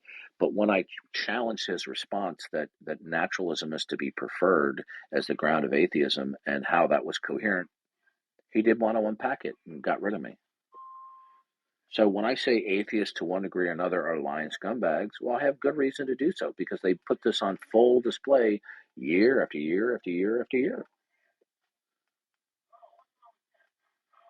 Isn't it amazing how when I ask straightforward questions of the atheist, I get nonstop evasion? Why? Why do they do this? Why are the atheists constantly evasive? Why? Well, we all know why, don't we?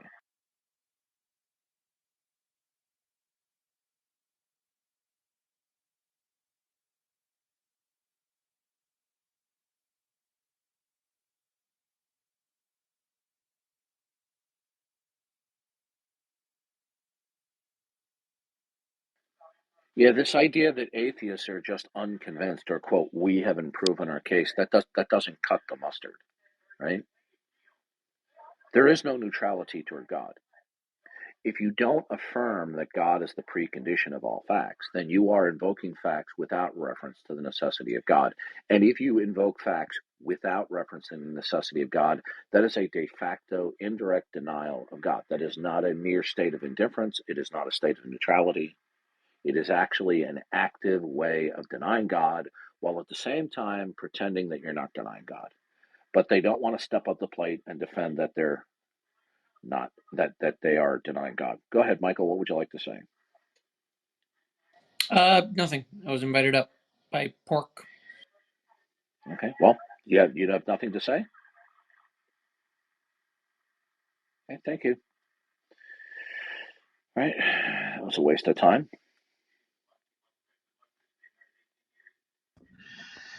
All right. About that time thing, you said it was a book. What was that book? The title of the book is called The End of the Timeless God by R.T. Mullins. The End of the Timeless God. Interesting. Yeah, it's in my Google Drive. It should be in the new downloads folder. The unsorted downloads. It's called The End of the Timeless God. I don't think that R.T. Mullins is a fundamentalist like us, but he nonetheless is somebody who is a brilliant analytic philosopher of theology and religion. And so far, what I've read is pretty good. I haven't finished the book. I'm about halfway through it, and it's quite an impressive analysis of the issue of time, right?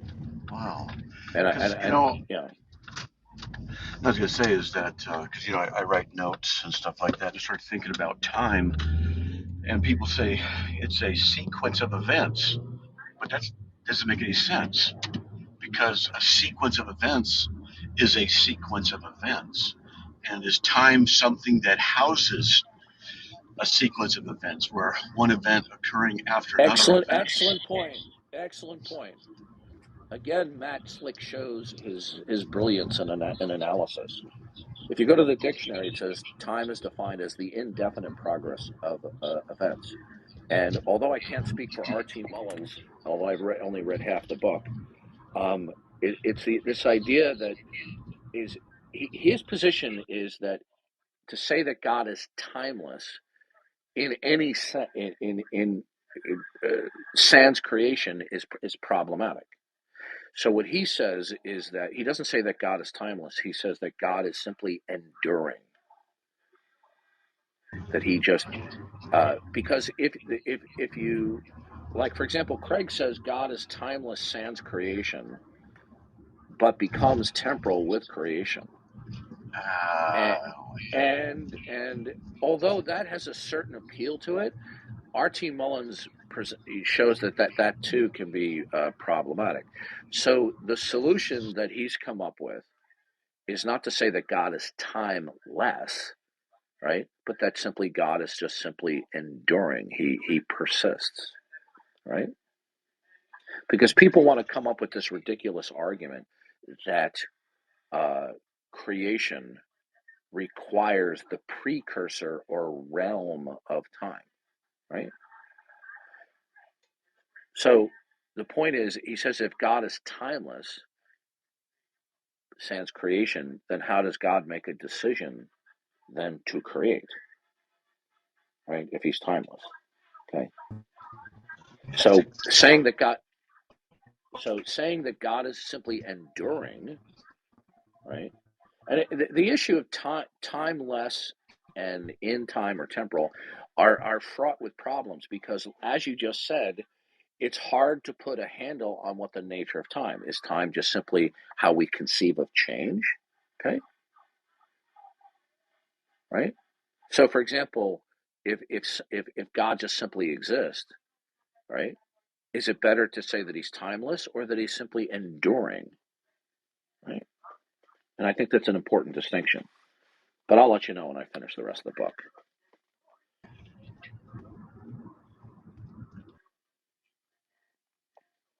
Come on up, Nick.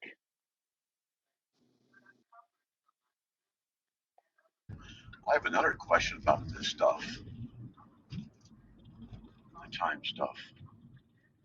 Matt, can you speak a little louder, please? Sure, let me get you off. I'll do this.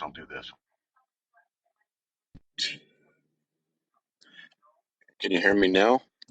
Yep, good. All right. Well, here's a thought. You brought about, I never say God is outside of time or inside of time because I don't know what that means. I don't know what it means to be outside of time. I can't relate to it, so I can't say that's what God is. Well, here's a thought I've been working on against Unitarianism. And it kind of relates to this. If God knows all things eternally, then that would imply that his knowledge is static, that he can't increase in knowledge, and therefore his mind is static because he can't contemplate his own knowledge because contemplation requires, so to speak, time, consideration with possible decision making. So, how could that be in a Unitarian context if God knows everything eternally? He would already know all his own contemplations and decisions that he would make in any what we might call time. And so I think this is a problem in Unitarianism. In Trinitarianism, however, it wouldn't be a problem. I'm navigating traffic here, the freeway. Oh, it wouldn't be a problem because there's an interrelationship between the three. I don't want to use the word minds here, but I will for now. The three minds, the three persons of Christ, of the Trinity, I mean, so that there could be a contemplation within them in a sense of otherness and relationship. Anyway, just some thoughts. Yeah. So trying to remember what I was going to say. Um, yeah, Van Til says that God is omniscient because he's entirely self-conscious of himself, and nothing comes to pass that is not a part or a product of God's self-consciousness. Right.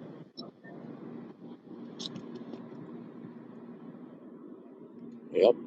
Anyway, I think it's a potential challenge against Unitarianism, as I've been working against it off and on now for a few months. That how does God, in the Unitarian sense, eternally exist with a static state of knowledge that can't increase or decrease, and in which contemplation does not seem to be a possibility, since contemplation is a consideration of what is already known, but he would already know what he's contemplating, so it doesn't make any sense. No. Interestingly enough, a one of the sophist atheists who tries to employ argumentation vis-a-vis time against God is Jack Angstreich. But Jack Angstreich, in the recent couple of months ago, had the opportunity to speak with R.T. Mullins on the issue of time, and it was Really? incredible. He wasn't his usual crazy sophist, obnoxious self. He was actually quite sheepish because he knew that if he attended his usual sophism, R.T. Mullins would smoke him because R.T. Mullins is an expert when it comes to Christian theology and the issue of time. So he didn't dare do his usual stick with R.T. Mullins. Isn't that interesting? I'm going to read this book. I'm going to check it out. Yeah, Wow, I good mean stuff. it's not an easy read, but it's well worth reading. I'm about halfway through it. I really should have finished it by now, but I'm not going to. But it's a very good book so far. Wow. Can you guys hear the road noise while I'm driving on the Yeah, freeway? a little bit. Now, one thing that I don't like is instead of using the standard he pronoun, he uses the word she. So I don't know if he's trying to be woke there or whatever. But in spite of that, um, so far I haven't seen any glaring problems with the first half of the book, and it's just a delight to read somebody who does a very good, not only brilliant analysis, but is able to express what the breadth of the field is about the issue of time as it relates to God. Good. Yeah. Yeah, I want to learn more because I think there's a real Achilles heel problem with Unitarianism on this stuff. So, plus just the Yeah, issue of dealing with atheists. if you go into my Google Drive in the folder with new unsorted books, I don't know if it's alphabetically under the end of time or it starts under R.T. Mullins the end of time. So if you go through Well, alphabetically, it might be R.T. Mullins the end of time. well, if it's the end of time book, shouldn't it be the last thing there?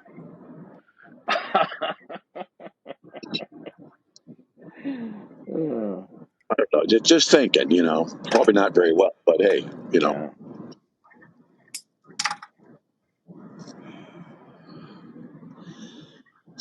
well, I'm going to the doctor to find out how my diabetes is doing. I just became diabetic. So, Oh, joy. sorry to hear that. And it's genetic in my family. It's low level and it's just diet oriented. Lately, I've had a few good ones. here on Have you Clubhouse. have you considered going to a Benny Hinn rally to get healed? Actually, I would like that. Going to heal my tinnitus, my Asperger's, and general stupidity. So that take a real miracle. Too bad Oral Roberts isn't still around. Yeah. You know, my brother went to ORU. He graduated from there. Wow.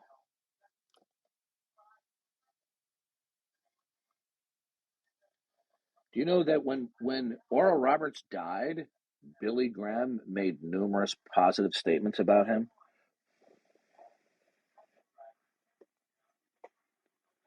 See, a lot of Christians don't know that.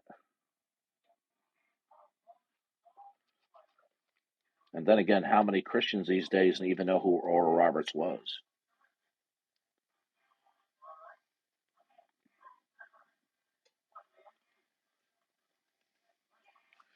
Well, who was Okay, we're he? looking for a few good atheists. What's that? That Roberts guy you're talking about, who was he? Oral Roberts was probably among some of the most famous televangelists in American television history. Not quite to the stature or name recognition as Billy Graham, but he was up there. But he was a charismaniac nut job. And he also claimed to do faith healings at his rallies, things like that. I've probably seen him. I Is just that don't the one remember that him took by over name. for Jim Baker? Say that again, Pork? Is that the one that took over for Jim Baker when he went to prison? No, you're thinking of Jerry Falwell. Oh, that's right. But Oral Roberts was a name it, claim it, prosperity gospel charismaniac. But Oral Roberts, he had a vision or something like this about an 800 foot. 800-foot Yeah, Jesus. yeah. Yeah, In other who was words, going they to had a What? kill him if he didn't get money. Yeah, he said Yeah. an 800 foot, a 7 or an 800 foot Jesus appeared to him, telling him that if he didn't raise, a certain number of millions of dollars to complete his center in Tulsa, Oklahoma, that Jesus was going to kill him. And sure enough, he raised the money. You've got to be kidding me. I'm not kidding you. Look it up. You can't make this stuff up. And they had raised millions and they were still short like 2 or 3 million. So some guy who owned a dog racing track, ponied up the remaining millions so that Oral Roberts wouldn't be killed by the 700 or 800 foot tall Jesus. You know, man, I don't like to think people are just flat out stupid, but my goodness, it's just amazing how people can be so easily deluded. Well, yeah. Well, why do you think these televangelists all make so much money? Because these people are completely stupid and undiscerning. Yeah, they are. That's true. Absolutely. And they're stupid and undiscerning by choice. You know, we could theoretically right now invent a false religion. Just invent something. Try and make it sound coherent. Use big words, but have it be utterly false. Create a website for it, a forum to talk about it, and people will start believing it. Absolutely, that's what L. Ron Hubbard did with Scientology. Yep. Yep.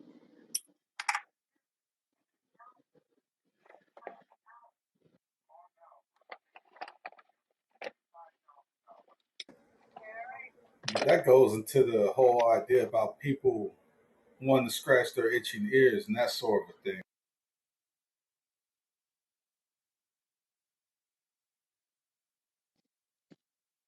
Yeah, it's because we don't want to believe what God has to say. It's just like Eve in the garden. You know, God had told Adam, "Don't eat of the tree." And when Satan was talking to her, she added, "or touch it." We have this tendency to modify God's word, and to do that means we're not trusting God's word for what it is. It's His word. It's our tendency. It's what we do.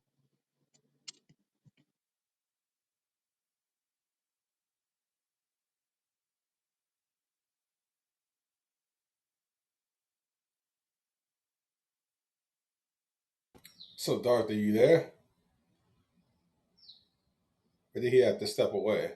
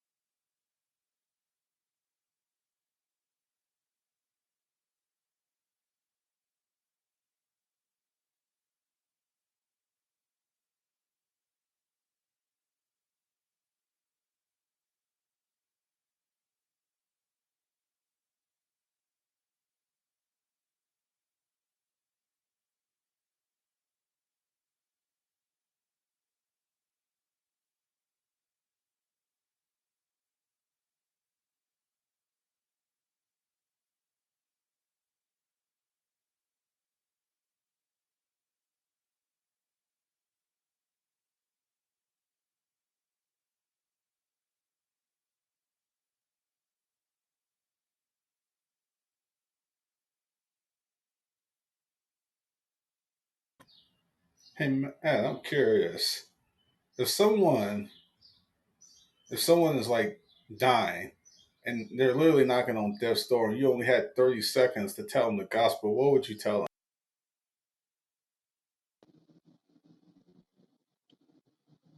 You asking everybody?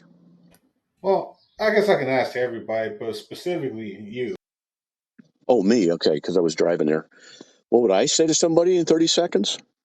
If I Yeah. had that about the gospel, I'd say, God is perfect. We are not. He requires perfection because that's Him. We've all sinned.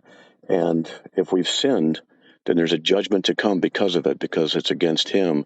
And the only way to escape that is through what He did on the cross in Jesus, where He died, rose from the dead, proving that what He said was true. And He said, come to Him, trust in Him for the forgiveness of all of your sins.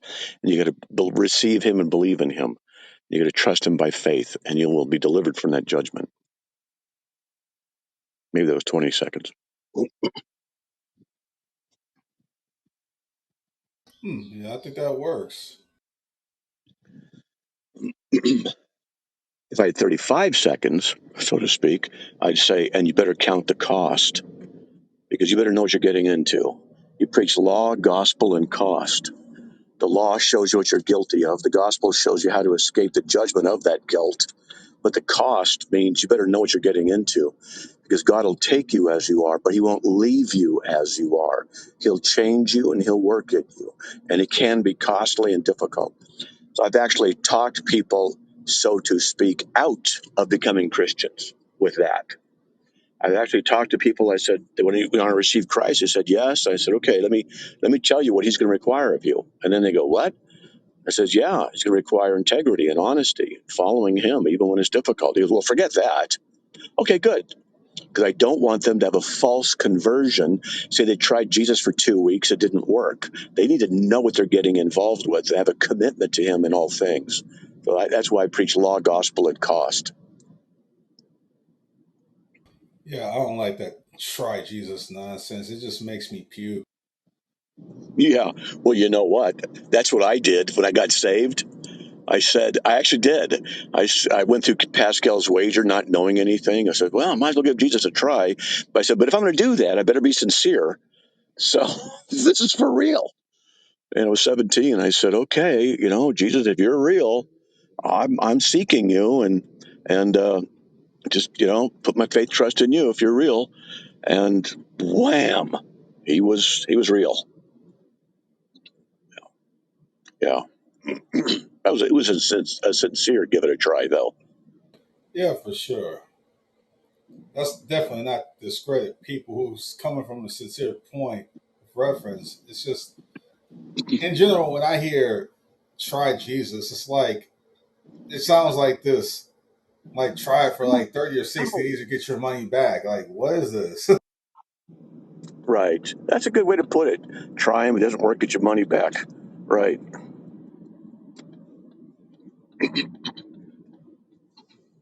Yeah. Like they make Jesus into a product instead of into his relational person. Right, a medicine, a pill you take. Let's give it a try. See how it works for me. See if what I want works. See if my life gets better. No, no, no. If it's counting the cost, pick up that cross and follow him. That's what it means. You better know what you're getting into. That's why some people, like in North Korea, when they become Christians, they know what the cost could be. They're trusting in Christ, knowing it could kill them, and yet they trusted him. But here in America with the blonde hair, blue eyed Caucasian surfer Jesus, it's well, give him a try for a couple of weeks, see how it works. That's not real commitment. That's not following Christ. Oh yeah, and I also wanted to ask you about something. Are you familiar with what is his name? His name escapes me.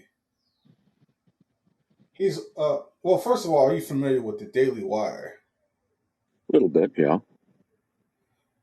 There's Ben Shapiro, and then there's a couple other dudes on there. I don't know what to Who do. I was? know Candace Owens, how great she is, but Ben Shapiro's good too. Yeah, there's some good dudes on there, but one of the guys on there I had a whole lot of respect for. I lost at least a little bit because here's the problem. You got a lot of these mainstream conservatives, like people like on the Blaze, like Glenn Beck, and I know he's a Mormon. Otherwise he has a lot of good stuff to say. I don't agree with his Mormonism, but Right. what I'm finding out is that these people are truly of the world, and what I mean by that is like one of their fellow liberal converters, this guy named Dave Rubin. He's still a he's still a homosexual, but he's left a lot of his leftist ideals behind that he had for years. But the problem is this: him and his homosexual partner had purchased some eggs from some women and then did the surrogate thing, and now they're gonna have children through these women, and it just made me puke, man. And Yeah. all these mainstream conservatives who call themselves going against woke culture and whatnot was congratulating these people, and they were literally the same people claiming to fight against the left, yet capitulating to leftist nonsense and woke nonsense like this. And one of Yep. the few people that was actually calling them out on this was this dude named Mark Dice. I don't know if you're familiar with him, but he's been consistently calling these types of people out. And it just makes me realize that, man, we are truly in the world of darkness. A lot of the people that I thought were trying to be on the side of Christians like us, they aren't really on our side at all. That's true. It's true. They're not.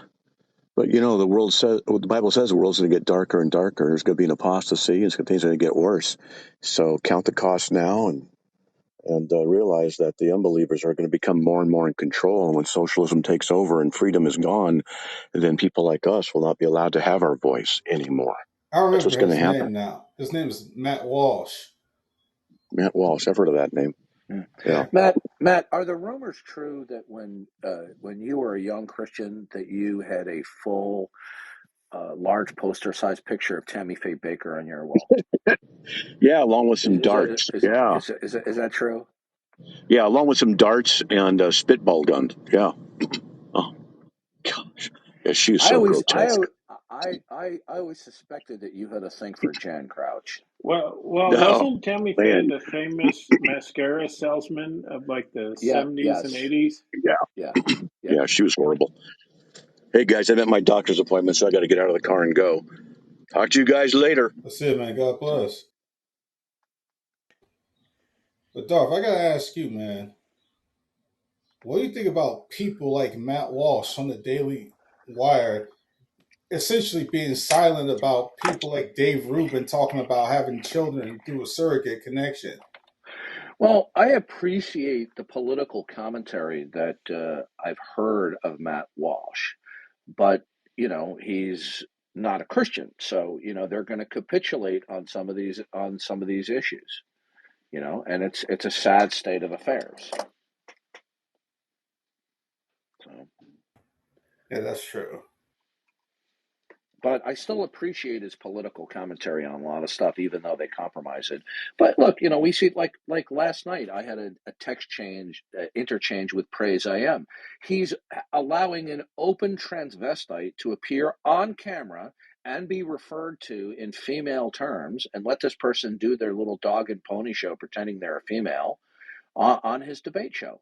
And when I confronted him about this, I said, why are you promoting this transvestitism? And he goes, oh, I'm not. Well, and the guy who's on his channel, Gavin, he goes, oh, I'll debate anyone. Say, fine, you can debate anyone. But the point is, why are you sanctioning this person and being referring to them by a female name when they're a dude? And all I got back was, childish responses that I was being unfair. Okay. Wow. And I said to him, I said, listen, I'm not being holier than thou. Years ago, and you remember this on Google Plus, Mm-hmm. I would have open conversations, although I wasn't on camera, with this dude named Nadia. And I Yeah. regret now openly debating in a way, because this kind of gives a bit of sanction to their transvestism when they come on camera, or we refer to them by female names. And I said to him, it was a mistake. I shouldn't have done it. Right? I mean, you can certainly debate them, but you don't have to refer to them by a female name at No, all. but when they're on camera, you're sanctioning their transvestism. They're coming on trying to pretend they're a woman. What happens if they come on camera and you just say you're not a woman? Would that still be sanctioning? Well, the point is they're coming on camera and they're depicting themselves as a woman. Look, let me just give you a humorous example. What if somebody came on camera to debate an opposing point of view and they taped their eyelids back so their eyelids were slanted and they spoke with a Chinese or an Asian accent? Would they tolerate that? Well, absolutely not. Clearly, they No, but wouldn't. this person's pretending to be a woman when they're not, and they're tolerating that. Good point. I can't argue with that. Darth, did you see the Babylon Bee got taken off of Twitter because they gave the Man of the Year award to Yes, yes. Oh my gosh. Hold on, I gotta change my mic. Yeah, while I'm at it, I got a message wanting to know if Francesco was blocked. You know, the guy that Darth I uh, don't think I blocked. I spanked haven't. like I a no, disobedient child yesterday. no.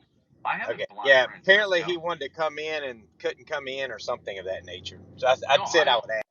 I don't have Francesco blocked. I mean, he hasn't reached the point of bad conduct where I would block him. I mean, his conduct is bad in terms of his deception, evasiveness, but not to the point where I would block him. I don't have him blocked. Darth, Francesco's Aristotle Providence from Discord, right? Yes I do. Yeah. Yeah, he's the same lying prevaricator that he is on Discord. Well, apparently he wanted to come up for another spanking, but he couldn't. So I was like, Well, you know, just inform him that there's no one on panel who is admitting to blocking him, and I can assure him. I just spoke with him the other day. I don't have him blocked. Yeah, I don't have him blocked.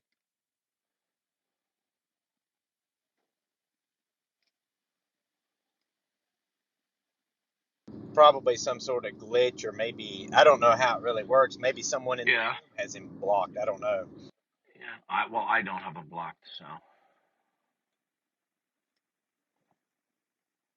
But you know, the funny thing about the transgender issue is often when I have atheists tell me we should only believe that which corresponds with reality, I'll ask them this question. I said, so there's a man born a biological male. Everything about him is he's a male, and he tells me that there's a female trapped in his body that he identifies as a female. Everything in my reality says that that is incorrect and that is wrong. So if I'm only supposed to believe what corresponds with reality, then am I not supposed to reject that claim? And the funny thing is, they'll never really answer that question directly. It's more like, Well, I mean, it's their identity, their gender, and this is what they identify as. And I'm thinking, yeah, but it doesn't correspond with my reality, what I have experienced. So if you're telling me we should only believe what corresponds with reality, then here you have a conflict. So how do you deal with that? And so far, I've not received a sufficient, well thought out answer on that question. These are the same people who say they're champions of science. Correct. Yeah, yeah. They only champion certain principles when it suits them, but then they abandon it. Like, for example, they will employ probabilistic reasoning for a whole host of issues. But when we can show them definitively that through probabilistic reasoning, evolution is about as close to impossible and falsity as probability could allow for, that they simply abandon probabilistic reasoning. So, look, we're dealing with people whose minds are darkened. They're engaging in confirmation bias, and they reason the way they want to reason because they've decided that their mind and their mind alone is what determines what the nature of things are, as opposed to our minds apprehending or comprehending what starts in the mind of God and is revealed in creation. Look, like, this is why I use the term lying scumbags when it comes to atheists and unbelievers, because they are, to one degree or another. This is not an attempt to smear people because they disagree. It is an attempt to accurately identify what they do, and we see this on a daily basis. But you call a spade, and somebody says, "How dare you call that a spade? Just call it a card, not a spade. Whatever you do, don't call it a spade." Well, and technically, they're calling Jesus Christ a liar because they're not believing what he said. Jesus says, "I am the way, the truth, and the life. No one comes to the Father except through me." He says that he is the truth, and the truth will set you free. When an atheist rejects the gospel of Jesus Christ and says, "I do not believe that," then ultimately they're calling Jesus Christ, the words of Jesus Christ, as lies. So to me, when if you were to call an atheist a liar when they're calling Jesus Christ a liar, I don't really see a problem with it myself.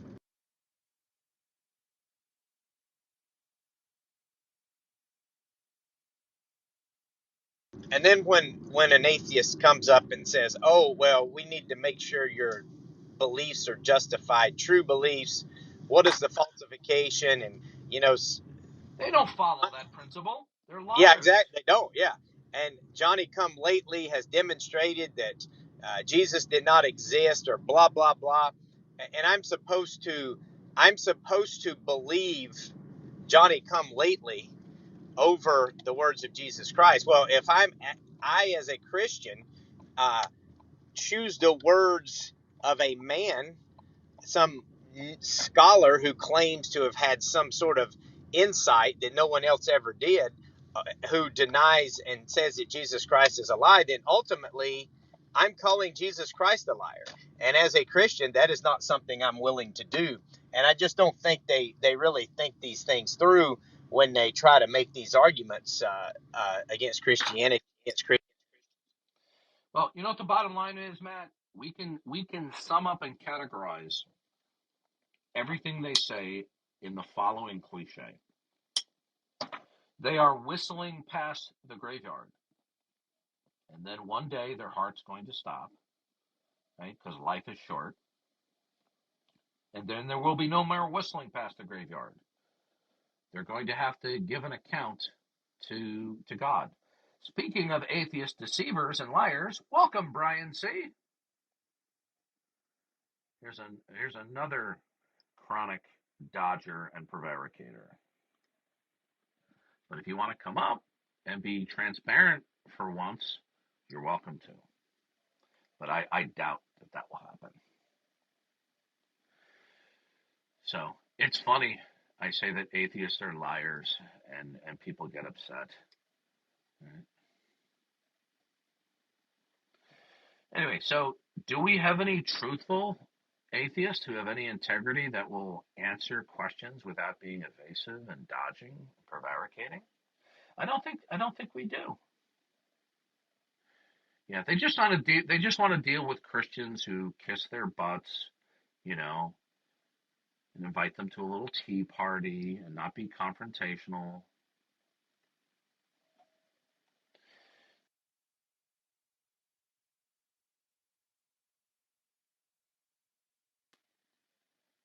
By the way, I am not monitoring the text chat for those of you moderators in here. So if you see anything that's problematic, I think you have the ability to delete or kick.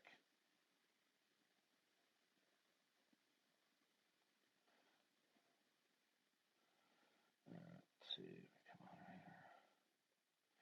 Okay, Sir Elias and Theo, you're now moderators. Because I'm working right now while I'm chit-chatting. All right, thank you. So if you see any text messages in the text chat, you can, at your discretion, remove them or delete it. Right.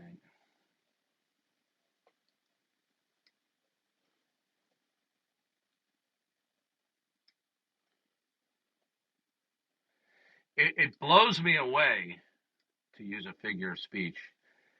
Never did I realize until these past 10 or 12 years how chronically deceptive and deceitful unbelievers and atheists are. It's staggering the level of deception that they engage in. It's something that I could never have imagined the depth and breadth of it until I had experienced it. But again, it's spot on what the Bible says. Suppressing the truth and unrighteousness.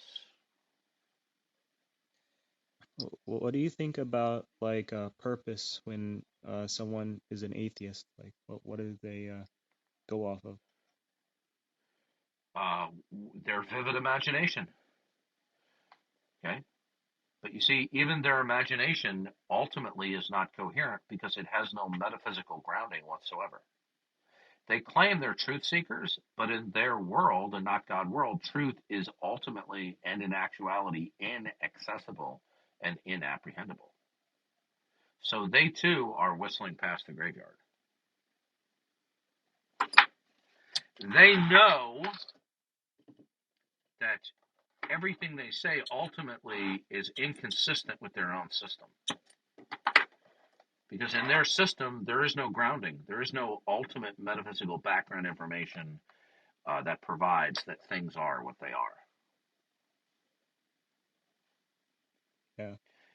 Yet they want to tell us, oh, we're truth seekers. We want the truth. We want to follow reason. No, that's another lie. They're simply liars when they say they want to follow reason. They do not. How do I know that?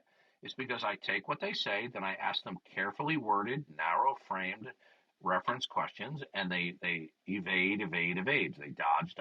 Well, why would they do that? If they're really seeking for reason, why engage in such deceptive behavior? Well, we know why. It's okay. Time is ticking away. God is not mocked. What a man sows, he shall reap. They're in for one rude awakening. But then it's going to be too late because God's common grace only has a short time period. One short time period. Yeah. Like most atheists don't want to take the ramifications of their beliefs like to the logical extreme. No, they They want. don't. They're dishonest. When you ask them about the entailment of what they do affirm, what they do affirm is they very quickly become evasive, deceptive, and they prevaricate. How many times, Theo, do you hear me ask specific and clear questions of atheists based upon what they do affirm, and then they will persistently dodge? Right? Yeah. I mean, every single day we see this. Mm-hmm. Yeah. Yeah. They'll like you ask them like what do they affirm, and then they'll say like And I don't know such. yeah, right. Like for example, I'll ask them the following question: when you invoke facts, Do you affirm the necessity that facts derive and depend upon God? Do you affirm that? And they'll say no. Say, when you affirm facts, are they without referencing necessity of God? Oh, I don't know. Well, that's a lie. They do know. They're lying through their teeth. They know certainly well that when they invoke facts, it is without the necessity of referencing the necessity of God. Because if they believed otherwise, they would say so, but they don't. Yeah. You see, so if you don't want to admit what your real position is, which would make it incumbent upon you to unpack and defend it, just go, oh, I don't know. Like I had an atheist today who said there's no evidence for God. And I said, okay, if you say there's no evidence for God, what you're saying is that all the facts you're acquainted with do not stand in causal relations to and with God. Or what you're saying is the facts and questions are simply indeterminate. I said, so which is it? He says, well, they're indeterminate. So I said, so God doesn't exist because you're in a state of ignorance, right? And then he persisted in lying about that. How does it follow, because facts are indeterminate, that therefore God doesn't exist? I mean, this is the level of incompetence that we're dealing with atheists. Yeah, it's true. I had a street epistemologist on here who told me he wanted he has conversations with me, but then he'll say something like, "We can't choose what we believe. I That's a can't choose lie. to That's a believe." Yeah, lie. and I That's a and I asked him. lie. I said, "Okay, if we can't choose this, then this information that I'm giving you, if you can't choose to accept it or believe it, then how can you ever change your mind on anything?" And it's I can't even remember what his response was. I don't even think he really had a thought out response. But I always Yeah, find that it's garbage when he says they, we don't choose beliefs. Granted, we can agree that there are some fundamental belief states that we cannot believe otherwise. I don't think anybody would dispute that, right? But you see, in our worldview comprises a interconnected web of beliefs. And some of these beliefs are more foundational than others. Some of these beliefs are in a hierarchy. So if somebody comes along with a proposition, right, one will choose to believe a proposition or not believe the proposition, depending upon whether it's congruent or it is consistent with your sub beliefs. So this is a lie that you can't choose any of your beliefs. But on the other hand, we're not saying that you can choose all of your beliefs. I don't believe that. I don't think anyone believes that. But to sit there and say that you have no choice out of any of your beliefs, well, that's an outright lie or just simply a statement of ignorance. yeah, I would agree. I mean, I think one of the things that makes the approach, presuppositional approach, good is once you follow them down these lines of questionings, if they continue, it's like, say, for example, Jesus said, if those praising him keep quiet, the very stones would cry out. So Jesus is indicating here, obviously all of creation is evidence of him, but stones, specifically rocks. So if you were to tell an atheist, okay, in my worldview, my Christian worldview, even stones, rocks are evidence for God. And if this person were to say, no, I do not accept that, then obviously, as you would correctly point out, they're coming from a different worldview. They're coming from a not God worldview. And I think that goes to show that the worldviews, even though they claim to not have a worldview, if they're going to deny that, then they are coming from it. If they're claiming they don't have a worldview, then they would have to say, yeah, I can see where you're coming from, that rocks are indeed evidence for God. But you'll never get an atheist to actually admit that, because then that would imply that a Christian is justified in their beliefs. See, the problem with unbelievers is they take some of their basic beliefs as simply for granted, right? And yet They insist that any beliefs we present to them be defended, but they themselves will not defend their most fundamental beliefs. So this is why I refer to them as atheists as liars, because they will throw out a criterion of belief, yet they themselves do not follow.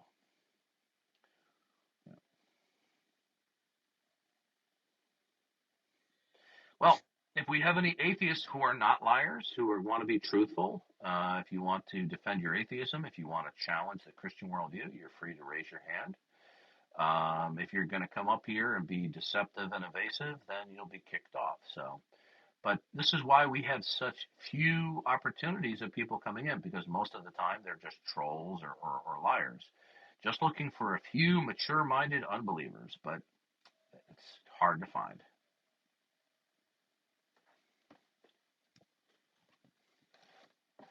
Yeah.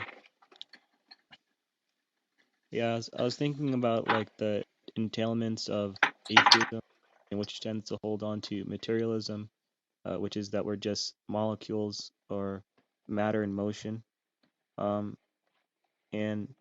so then that tends to lead to that, hey, we don't have choices, or um, we're just electrons and chemical reactions firing off in our brain.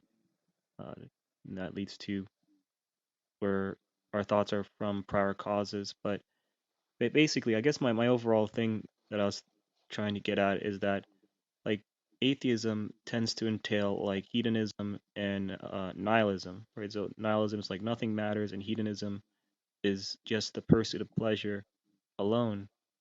But you don't see many atheists really embracing that. Like they don't want to go all the way with the logical uh like with where the logic leads in their view, you know.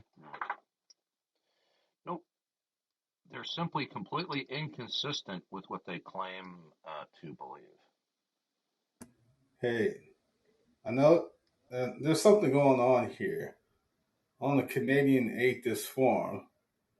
Darth D is a liar. What are you reading from? The Canadian Atheist Forum, open What? atheist discussions. I think it's Where? Michael did the Canadian Atheist thing. It says Darth Dawkins is a liar. Michael, well, no, why are we not surprised from Michael, the Canadian atheist, the man himself, who is pathologically deceptive and evasive? So, what did I lie about? Yeah, I Okay, didn't what listen did to I lie about? anything. It's just that's what's going on in his Yeah, room now. Michael is a human train wreck, because when I questioned him just a couple of days ago, right, I categorically said to him, "How is it that there is no God?" Again, he resorted to his usual shtick, which is to bait and switch, to go from global atheism to local atheism by saying, well, which God? Okay? I mean, this is what a train wreck this guy is. Look, you know what? If I didn't have scripture to give me background information, I would just be dumbfounded as to why these people who are just so pathologically deceptive. But scripture tells us why they're doing this. Okay? They're being deceptive because they have motivated reasoning. Yeah, Michael's a clown. He has been confronted, I don't know how many times, by yours truly, asking him, how is it there is no God? And he never comes up with a clear, um, delineated response, right? It's always this gobbledygook community college lecture where by the time he gets done, you don't have the foggiest idea of what he was saying. Yeah, adding to that, Darth is like the one who's lying is Michael the Canadian atheist. You ask specific questions, Darth, and he just evade Yeah, how logic. am I lying? How am I lying? You see, I get specific as to how the atheists lie. So what am I lying about? Yeah, because when you ask specific questions, like like I'll paraphrase it. It's like, do you believe in God? And then he goes to which God? It's like it's he's See, this is saying. look when they start saying which God, that's like saying look. Imagine, Derek. Suppose you said to me, "Do you believe that ice cream exists?" Right? Oh And I yeah. and I responded to you and I said, "Well, which flavor?" Oh, that's right? hilarious. Yep. Now, wouldn't that be transparently obvious how stupid that is? Yeah, that is Well, what so. flavor of ice cream are we talking about? I mean, this is how dumb they are. Do you They believe the choose to be dumb. rainbow? Do you believe the rainbow exists? Which color? Oh my gosh. Yeah, I just can't believe how just the stupidity. I mean, just how stupid. I mean, how, Do you I believe that anything possesses color? Well, which color are we talking about? I mean, it's just look. I mean, these people are. I mean, these adult atheists are worse than the prevarication and deception of teenagers that we encounter. yeah. Dot asks, "Do you believe in God?" Now, oh my, it's like they try to conflate it. Like Michael Kinney, it's like he's saying, "Oh, he doesn't believe in God." And Oh, then I not don't as know what you mean by God. What is a God? What does that mean? Oh, I don't know. yeah, and adding to that, Dot, before you get to even a God, you have to believe in a God first. You have to believe in a God before you talk about any God or believe in any God. I mean, it's just the mental just it. I'm just blown. I just don't You know know what to say. something, Darth? You were gonna say something, but Not me. anyways, Go ahead. yeah. I was just gonna say, like, the more I listen to certain atheists, the more I'm just wondering just how ridiculously stupid these people are, especially the ones who are supposed to be the head honchos of like modern day atheism, like Matt Dillabloviator. Like I was listening to a debate with him and this Catholic, and you know what he said about why he doesn't believe in God? He says his case for not believing in any gods is that you haven't made your case. Yeah, I kid What's you this? not. Was this recent? Um, this was, I think, like in September last year. Okay, so you heard Matt the Obliviator say those exact words. Is that correct? Yes, I'm not. I'm Okay, not so joking. okay. So do you know I'll what that find. I'll is? find the clip and play it. Okay, well, would you don't have to do it right now. Just sometime today or tomorrow, find it. But you see, this is a classic. Listen, I kid you not. This is classic an appeal to ignorance. That a proposition is to be accepted as true because its negation is unconvincing. This is how dumb Matt the Obliviator is. Okay, I mean, that's a really. I mean, this is what we would expect 14 and 15-year-old atheists to say on the interweb. Oh, I can't wait to hear that. That's going to be a real gem. And you know what the real reason why the atheists hate me on the interweb here is because I call them out for what they are. Okay, Yeah, they don't like the fact that I'm exposing them for the liars and prevaricators that they are. Look, when Pine Sleaze or Pine Creep had a show and he had no callers and he asked people to call in, I call in and he wouldn't allow me to speak with him. He kept on muting me and then turned it into a comedy routine. Welcome to the room, Jarek. What would you like to say? So, Darth, um, the first thing I would like to start with is the reason people have a problem with you, Darth, is not because you call them out, is because of the way you treat people. I can have a Yeah. conversation with Matt I Slick. don't. I don't mean to Just give me interrupt, but I don't mean to just interrupt. give me But a I got the second. clip. I got the But clip. but can Okay, I finish? please hold it. Let Jarek finish. Go ahead. So all I'm saying, Darth, is calling people stupid all the time and just going at people. It just doesn't really go with your Christian values of the way Wrong, Christians say they wrong, are. wrong, And when, sir. when I'm having a Wrong, conversation with Matt Slick, I don't have a wrong. problem with Matt. We don't Yeah, swear at each other. Matt We is have a more my yeah conversation, and Matt that's it. It's yeah done. yeah Matt is more mild mannered than I am. Okay, I'm gonna take no prisoners. I'm gonna confront the lying atheists directly to their face. I'm gonna take no prisoners. Okay, I call them stupid if and only when they choose to put it on display that they're purposely being stupid. It doesn't mean that I'm saying that they're stupid in their general life. It's that what they are just saying in response to me, that they're purposely playing the stupid card. That's why I call them stupid. So are we clear? Now, are you an atheist? Yes, I am. Me and you actually Okay, unblocked me for some reason. good. Now, what's that? You had me blocked, and for some reason you unblocked me. I was kind of wondering about that one too. Okay, I don't know what that's referring to, but I'm glad we have it resolved. Now, do you commit to being transparent and honest and non-evasive in me asking you about your atheism? I'm always honest. I didn't ask you that. I said, will you purpose right now to be truthful and transparent and non-evasive when I ask you questions about atheism? Yes, but before you ask me, can I Thank ask you. you one question? Sure, go ahead. You're saying that there's no rational atheists, right? Atheists can be rational in their day-to-day life about certain things, but their rationality is inconsistent and incompatible with their overall worldview. Correct. I'm talking about the rooms that you have. When you say atheists are irrational, or is there a Yeah, rational their atheist? You're talking about reasoning. the views, right? Yeah, their atheist rationale is itself, upon examination, not rational. But why would you even have that name if no matter what they say, you will never find any atheist rational in those views? Where we're going with it? Repeat the question. Since your beliefs are your beliefs, and then you're asking a question of is there a rational atheist in that form, why are you asking a question when you're never going to find a rational atheist to your liking just because your views are so opposite?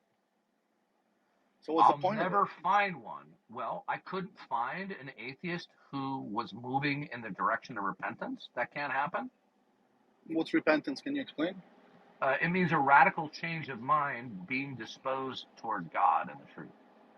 Well, then that's conforming. Then he won't be Okay. an atheist anymore. So Okay. you're telling me in order for me to be rational in my views, I have to repent? The point is, I'm just simply pointing out what they do. Okay.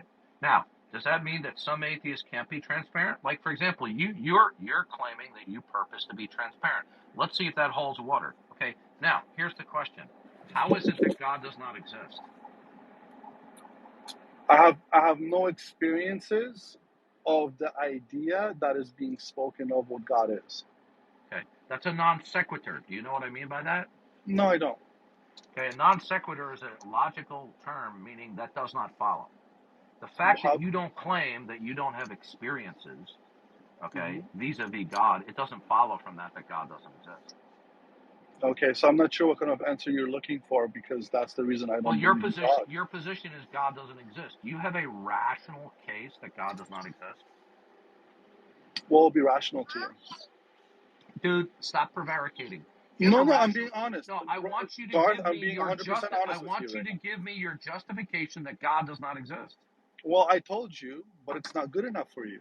No, the issue is not that it's not good enough for me. See, that's a sleazy response. The issue But is it's not not that at it's not all. okay. Would not overtalk me. Okay. The issue is that it's not good enough, as though I'm some snob and I don't want to eat at McDonald's rather than an expensive restaurant. The issue is your answer is a non sequitur. It does not follow that you lack certain experiences. Therefore, God does not exist. That's a non sequitur. Do you have a rebuttal? Okay, how about God doesn't exist, in my opinion, due to my experiences, such as so many different things happen that contradict uh, the religion that he beholds to be the only true religion, No, or Jesus That's Christ. local what you're atheism. So now, I don't know how to. If you okay, want me to answer, you're that's how I'm answering. doing, okay, what you're now doing is bait and switch. You're appealing to local atheism, not global atheism. Global atheism is that there are no gods. Local atheism is disbelieving in one or more locally presented gods. Okay, so you have switched from defending global atheism to presenting local atheism. So my How, question to you is, how is it there is no supreme being, creator God? there has been nothing supernatural that has happened It doesn't that we follow. know It of. doesn't. Okay. So if a supreme being who is the creator and sustainer of all things that are not himself, in the case that a creator exists, then according to you, what we would necessarily see would be supernatural occurrences, and in the absence of supernatural occurrences, we can say categorically that there is no God. Is that your position? Yeah, I guess if you put it that way, Okay, that's a non sequitur. How is it the case that if there's a creator, then you would necessarily see miracles? because he is a miracle, he creates miracles, No, and no, that's how. you're not understanding. Okay, Well, what? you could have a creator who creates the world, such as our own, Mhm. but who does not at any one time intervene and perform what seems to be a disruption or a superseding of natural laws. That doesn't follow that there's not a creator. That's another non sequitur. Well, it kind of does because Jesus No, you're not Christ was understanding. God. Just give me You're one not second. understanding. Darth, Again, give me you one are second. attacking. Okay, listen to me, Jared, very carefully. But let me You are, answer. Jared, you're being disruptive. Listen carefully. You are moving from global atheism to local atheism. It does not follow. Okay, listen carefully to the question. Okay? I Is am. it necessarily true that if any supreme being existed, creator God, then necessarily you would see miracles? Can you defend that? I believe so, yes. Good. Defend that if there was a creator, you would necessarily see miracles. How? What do you mean? How can I defend that? I just. Your position is the absence of evidence is evidence of absence, which means your position is that if there was a supreme being who was a creator of all things that are not himself, then you would necessarily see miracles. That's your position. Now, why would you necessarily see miracles if a creator exists? So we would actually know that he exists if it were so important for him No, why would you to. necessarily see it? I'm trying to explain to you the way I see it. If you're willing to listen and No, accept, then I'll tell you. no, But if you want to judge me and have, what's the key word there that I'm using? The word, why would you necessarily see it? it will be necessary for me to believe in him for to No, see no, no, you're supernatural not things. understanding. Well, what if it's his desire is just simply to create a world and have you believe whatever you want? It doesn't follow. Listen carefully, okay? Remember these words, non sequitur. It does not Okay, follow because you do not see miracles that therefore in your day-to-day life, therefore there is not a creator. Now, the only fair. way But that what you will be the listen, I point? want you to listen. You want to learn? I want to have a Okay? conversation with you. I do too, but Okay, you're so not it goes both listening to ways. me. Listen to me. It does not necessarily follow that if a supreme being creator existed, that you would necessarily see miracles. Now, if it necessarily would be, you're going to have to make a case, but you haven't made a case. Because there's nothing to make a case against You're because to okay. me Yeah, it you're doesn't okay. exist. This is Darth. going. You see, this is going right over your head philosophically. You're not getting this. Okay. Well, to me, God is not a philosophy. If you think your religion is a Listen. You're not. philosophy, You then it's untrue. dude. You just Dude, said it this is yourself. You just admitted that your God doesn't this is exist and it's a embarrassing. philosophy. Talk. This is embarrassing listening to you. You literally just admitted that your God is a You're not philosophy. listening, dude. You're bickering. You're I'm not not being bickering. transparent. Listen to me very carefully. I want you in very clear terms, not generalizations, in very clear terms. If there was a creator, why would you necessarily see miracles? Necessarily. I am answering you. In my opinion, as it's your opinion, so in my opinion, it would be necessary in order for me to believe in him. If No, I you've do just not changed the. see You've if just I do changed not the. if I Listen, do you've just not see equivocated. miracles, Stop. he does not Stop. exist. Stop. You've just changed the question. Do you realize what you've just done? No, I don't. Wow. What you changed it to, it would be necessary for you to believe. We're not discussing that. You've just committed the fallacy of equivocation. Okay? I said, why would you necessarily see miracles? You say, well, it would be necessary for you to believe, but that's not what we're talking about. If there was a creator, would he necessarily make you believe something? I believe so, yes. Based upon what? Based on him being a supernatural almighty and No, even throwing cheeses down to propel him. again, see, this is the problem, right? You are unwilling to learn about your own faulty reasoning because you are switching from global atheism to local atheism. Okay, Okay? Darth, let me ask you a question then. Just Yeah, bear no, with me and let me ask you a question. no, you can't. I'm not going to bear with you. You're now removed, okay? Because you're recalcitrant. I mean, can you believe this guy? Yeah, Why Darth, would it be Yeah, yeah, Let yeah. me finish. Let me finish. The question was, why would you necessarily see miracles if there was a creator? He didn't answer that question. He said it would be necessary in order for him to believe. But you see, you're presupposing that if there is a creator, that necessarily his purpose was to make you believe, and it was to make you to believe via miracles.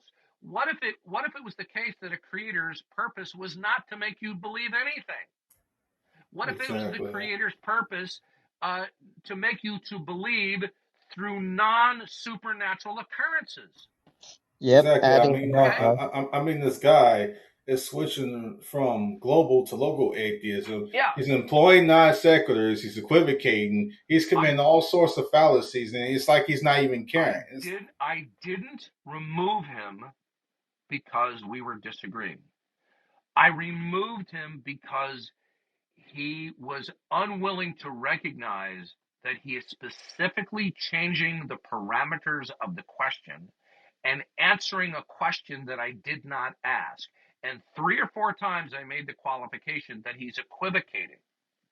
He did not explain why any creator at all would necessarily do miracles. It might be the case from his perspective that some creator supreme being concepts might do miracles for certain purposes. But from his perspective, why would any and all supreme being or creator gods all necessarily perform miracles? Yeah, adding to And what you that's never addressed. Then he then changes the concept of a supreme being creator God to a specific local concept of the God of the Bible. But you see, here's the problem. The miracles that are detailed in the Bible were never done for the purpose of making people believe that there is a creator. The miracles were deployed as a confirmation of the prophet who is speaking for Yahweh, who is a specific creator God as opposed to some generic God. Okay? And so when you correct somebody like this guy, Jarek, that he's not addressing the question, he is addressing a question that I did not ask. Well, it would be necessary for me to believe, but that's not what we're talking about. Yeah, that's just a very, very sloppy equivocation. He was desperate to get away from the issues with He's his reasoning, so he just starts these equivocations, non sequiturs, baits and switches. It's just wow. yeah, Um, adding to what you said, Darth. it would be like saying this is that any supreme being or creator God that could or might exist, then necessarily every single version of them will perform miracles necessarily. Okay, Yeah, and like adding to what you said, Darth, it's like, yeah. for example, every flavor of ice cream necessarily is cold Hmm. because it or very chilled, because if it's not, it's no longer ice cream. It's just cream, flavored cream. Okay, and so Yeah, when you point out to somebody that their thinking is faulty, that they're responding with a non sequitur, and we can clearly show them it's a non sequitur, they're shameless. They don't care. They just double and triple down on their non sequiturs. It doesn't follow that if there is a supreme being, that necessarily you will see miracles. You might see miracles, but will you necessarily see miracles based upon what? You go, well, we would necessarily see if he wants me to believe, but that's not the subject matter that we're discussing. Do you see what sloppy thinking But do these you know what a people are guilty of? conversation, Darth, is? It's a Listen, dude, conversation. listen, I corrected you Calm on your down. You get a heart incorrect attack. Chill reasoning. out. Jarek, listen to me.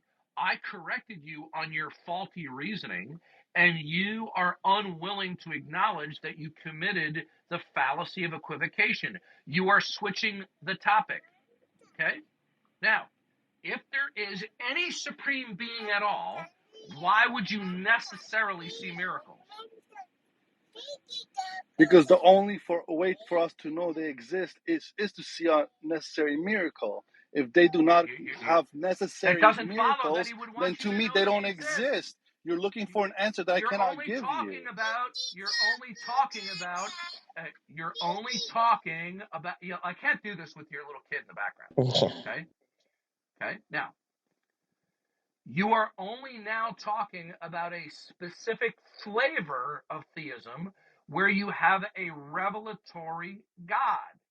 What if it's the case that the God is not revelatory? Okay?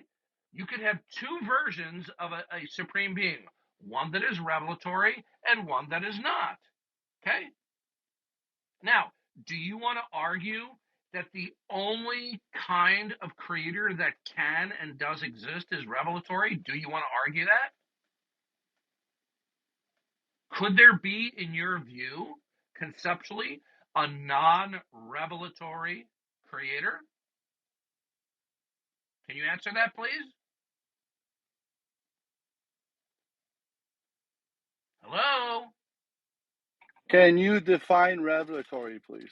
Okay, meaning communicative, that it is communicating something about itself to the creation. So your position is that the only supreme being that can and would exist would be a communicative revelatory God.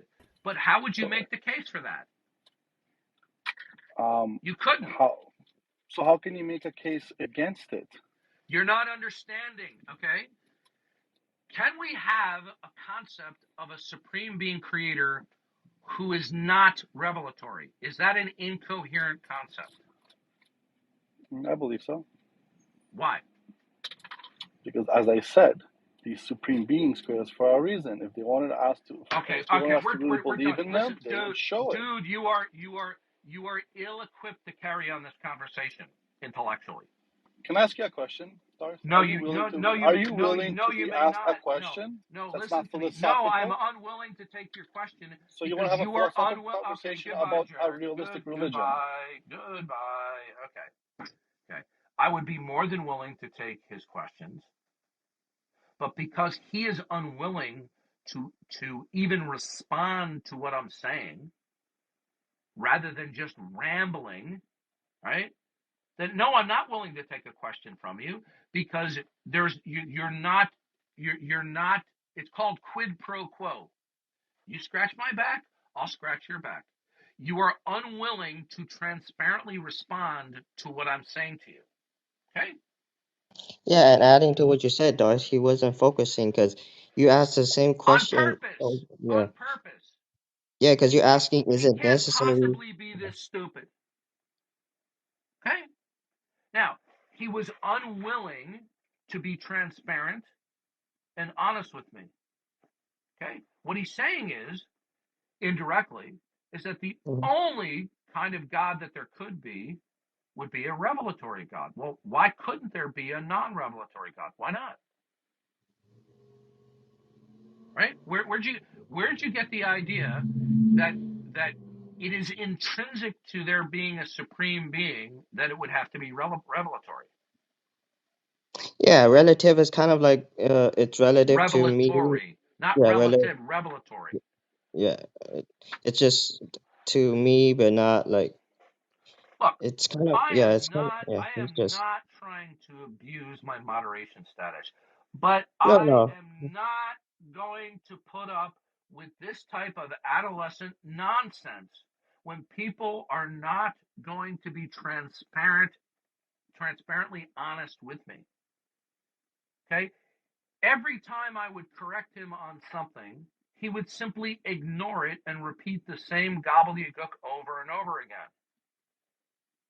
Yeah, I think sometimes these people, I think you need to maybe, like, no, sometimes these people, it needs to be dumbed down. So, like, so simple because Even when they're you not, dumb it, yeah, listen, even so, when you dumb it down so, for them, they still respond in their deceptive and evasive ways. He kept on changing the parameters of what I was putting forth to him, yeah, which he is try, equivalent. dishonesty. But by the way, Darth, you were making a point earlier about positionalism in the Bible. I was actually just talking to someone, and they were telling me that Romans 1 and Acts 17 were not presuppositional because there is a use of evidence. That's ridiculous. Presuppositionalism is not opposed to the presentation of evidences, but the presentation of evidences that capitulate to one or more false beliefs of unbelievers. So these idiots need to stop. What you need to do is give them a copy. And my Google Drive in the Van Til Yep. folder is a book by what's his name? His name will come to me. It's called Van Til and the Use of Evidence. Tom Notaro. Okay. Oh, yeah. It's a small book. It's in a PDF form. I personally scanned that book because it was unavailable. Okay, it was a rare book. Okay, Oh, thank you. Dirk, I Thank you. got the Thank you. clip. what's that? I got the clip. Okay, would you play that for us, Forrest Gump? Black Forest Gump. That's a term of endearment. Yeah. Okay, loading clip. Give me a second. Yeah, and Okay, adding to here. that, Here we go. Hold on. sorry, Tasha. Hold on, hold on, Derek. I just gotta play this clip real quick. By the way, can you guys hear my We compressor? all have a burden. What'd you say, Darth? Can you hear my compressor? Yeah, your mic sucks, Darth. You really got to get that under control. Ouch! You're a bad All guy. right, it's very low. Let me see if I can All fix right, it. I'm blocking you, Brojo. All All right, right. do you hear it? Yeah, I do. So listen up. Listen to this. Proof in this, and you can't just kind of run out on it. You have to prove your case. I have to prove mine. And my case is that you haven't proved your case. What is my case? Did you hear that? Yep. Yeah. What were we Now listening for? Like I'm we were gonna listening run. to. I'm gonna run that back again. Is full of evidence, massive evidence. Now this other guy he's talking to believes in Aquinas' 5 ways, and he's telling Matt to respond to his case. So listen. For a mind, for intellect behind it, and for atheists to say, "Oh, I don't have to prove that's not real." It's nonsense. We all have a burden of proof in this, and you can't just kind of run out on it. You have to prove your case. I have to prove mine. And my case is that you haven't proved your case. What is my case? What?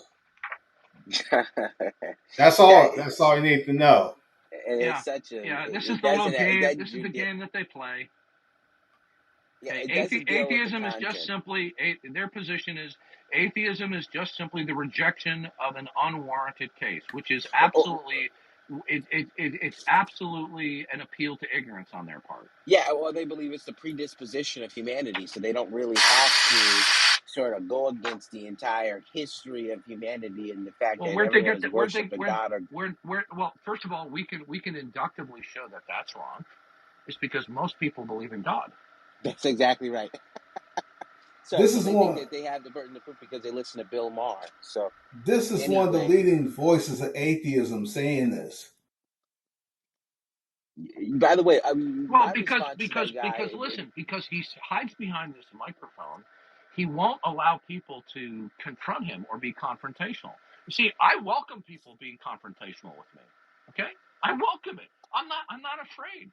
And as long as you don't cross certain lines and being deceitful and evasive or Okay. lying, I Mm-hmm. welcome people being confrontational with me all the time. I'm a big boy, but you see, he doesn't welcome that. Okay. Now, what's so funny is, Darth, I was talking to the guy about presuppositionalism. I said, well, first off, when Paul appeals to the creation, he has a Christian view of history, which is what Van Til says. He says a philosophy of history requires a philosophy of fact. So he literally says God took this evidence and did this with it. You look at Acts, it literally says he furnished proof. He literally has a Christian view of history. He didn't start out with minimal facts and then starts to reason his way up to God. He starts with God and says, here's what God has done. So it's Yeah. presuppositional in nature. He does not take a Yeah. secularist Yeah. position and then try to reason about it. Paul is not attempting to prove God. He's simply saying God is evident by creation. Right. Okay. Right? Paul is not using a probabilistic line of reasoning, right? Yeah, what you need to do, Brojo, But whoever this person is, Brojo, listen, I'll be quick. What you need to do is get a copy of the book in my Google Drive in the Van Til folder. It's called Van Til and the Use of Evidences. It's a short book by Tom Notaro. Read that book and give that person a copy of the PDF and say, read it and weep. When I offered this book to that rot gut, Smoky Snake, who attacks biblical presuppositionalism, he categorically refused to even read the book. mhm. And adding to what you Well, said, but see, even if Paul, let's just grant that Paul is attempting to establish the existence of God. Just look, none of that has anything.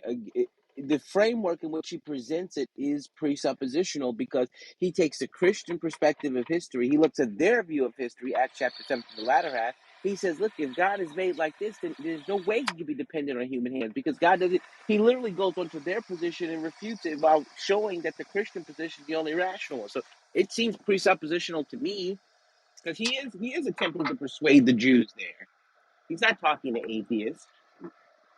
it's like it's a different approach to No, like well, he's talking with the pagans in Acts 17. The point is, Acts 17 is clearly biblically presuppositional. Read the appendix in Always Ready by Greg Thompson. It's because these people are so ingrained in evidentialism. yep. They're so ingrained in evidential and classical lines of reasoning for God that they're blinded to the fact of how biblically presuppositionalism Acts 17 is. How about 1 Corinthians 10, verse 5? We are destroying all speculations and everything that lifts itself above the knowledge of God. Paul is directly declaring that God is, and that he's revealed himself in creation in complete contradistinction to their pagan outlook as being absurd.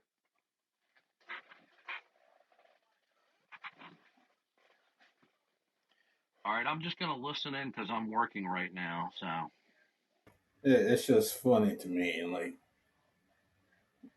the leading voices, one of the leading voices of atheism in the modern day is saying, my case is you haven't proven yours. That doesn't give you a positive case of So then they're atheism. agnostics. They claim this to be. They're just yeah. unpersuaded of Like, God. Yeah. for crying out loud, why Yep, isn't yep. someone like Malpass or Graham Oppie someone most of these atheists are looking at? Why are they looking at this clown? Yeah. I don't know. But Graham Oppie's case is not much better because although Graham Oppie is not a lacktheist, Graham Oppie will just simply say that we have God and the natural world, and he'll say, well, we have the natural world presenting to us, but we don't have God presenting to us. But here's the problem. What he's basically saying, and what he was saying when he was talking with me, and I'll use my words, not his, is that naturalism or the physical world itself is just simply coherent without referencing God. But the fact of the matter is that's an indefensible position. Okay? When I tried to elicit or elucidate from him how his naturalism was coherent without reference to God as the creator and the institutor of unity among diversity. I said, where do you get your unity from? Right? What imposes it? And I kid you not, the great Graham Oppy. And by the way, I'm not trying to disparage him. I like the guy. He's really, really smart. I'm reading one of his books on atheism. He just said, "Oh, I can look. I see books on my shelf." That doesn't ground the ontological nature of unity among diversity.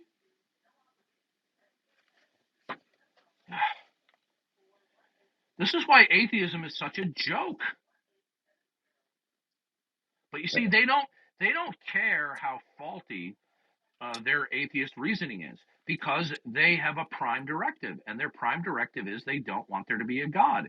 So they will collect for themselves any kind of atheist cliches, platitudes, sloganeerings, catchphrases that they think has a pseudo intellectual flair to it, but it doesn't. How many times are they corrected on their faulty reasoning and they don't care?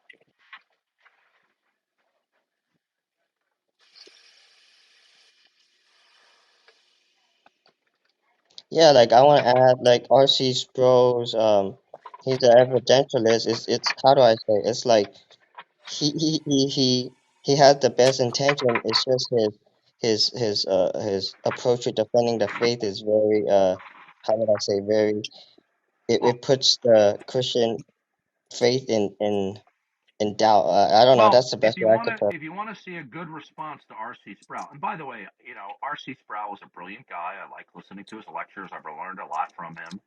Okay, just read the whole chapter in the book Van Til Analysis of His Thought, where Sproul and his comrade, who wrote material against biblical presuppositionalism, how they're taken to task for how they misrepresent biblical presuppositionalism. And also listen to the debate between Greg Bonson and R.C. Sproul, right? Yeah, there was a Uh, debate. I R.C. didn't watch it. Sproul, R.C. Sproul Sproul. referred, Sproul, whatever, All right. refers to, thank you, said that Van Til was basically advocating theism. But when you actually look at the basic principles of both systems, it is Sproul who is the one who is advocating fideism, not Van Til.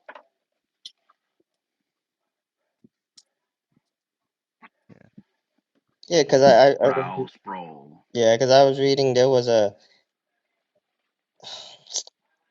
If you scenario. want to have a good understanding of how Sproul's critique of biblical presuppositionalism is wrong, uh, get in the John Frame folder or in the Van Til folder. There's a book called Van Til: An Analysis of His Thought, and in the latter part of the book, there's a whole chapter critiquing and criticizing Sproul and Gerstner's misrepresentation of biblical presuppositionalism. Right. It's a very insightful chapter. Well, the guy I was talking to was at an Ivy League, so I didn't think I was going to get very far with him. No, because they're blinded by their whatever academic achievements that they have. They're like a lot of people. They won't be corrected in their mistakes. They don't care. Don't But confuse when, me with the facts. My mind is made up. but see, when because I had asked the guy because he was talking about presuppositionalism, I said, "Well, are you a presuppositionalist?" And he went, "Of course not. Why would I be a presuppositionalist?" Oh, okay, good. Then what you need to do is you need to start to humiliate them. Say, good. Tell me what you've read. Wait, I did do that. And Yeah. someone said to me, "That's not a Christ-like reason trying to humiliate." I said, "Well, the guy's being so No, no, arrogant." no, no, no, no, no. When we say humiliate, we don't mean that in a very mean-spirited sense. What we mean is humble them, get them to realize that their snarkiness is without warrant or justification. Okay, that's what I mean by humiliate. I mean to humble them. I don't mean to the point of you know publicly being mean to them. Sure, You sure, need sure. to humble them in the sense that showing them that their objection to it usually is a Oh, misrepresentation. for sure. Yeah, within a few seconds, I said to him, I said, "Oh, okay. So why are you not a presuppositionalist?" He said, "Well, so presuppositionalism is not the apologetic held by the reformers." I said, "Well, that's a total fallacy." I said, "Not. It doesn't follow that because the reformers didn't use this apologetic, therefore the apologetic is wrong." You have another reason? First of all, the reformers weren't dealing with atheists. That's true. That's true. Although presuppositional is not exclusively, dealing with atheism, it's really just going on. No, Uh, true, true. right. You're correct. That's why I But like Van Til's method of implication. That's why some people say, well, how does presub work with Mormonism? Well, we go through the Bible and show them it's false because they're looking at the same right, kind of yes, standard in some sense. But yeah, right.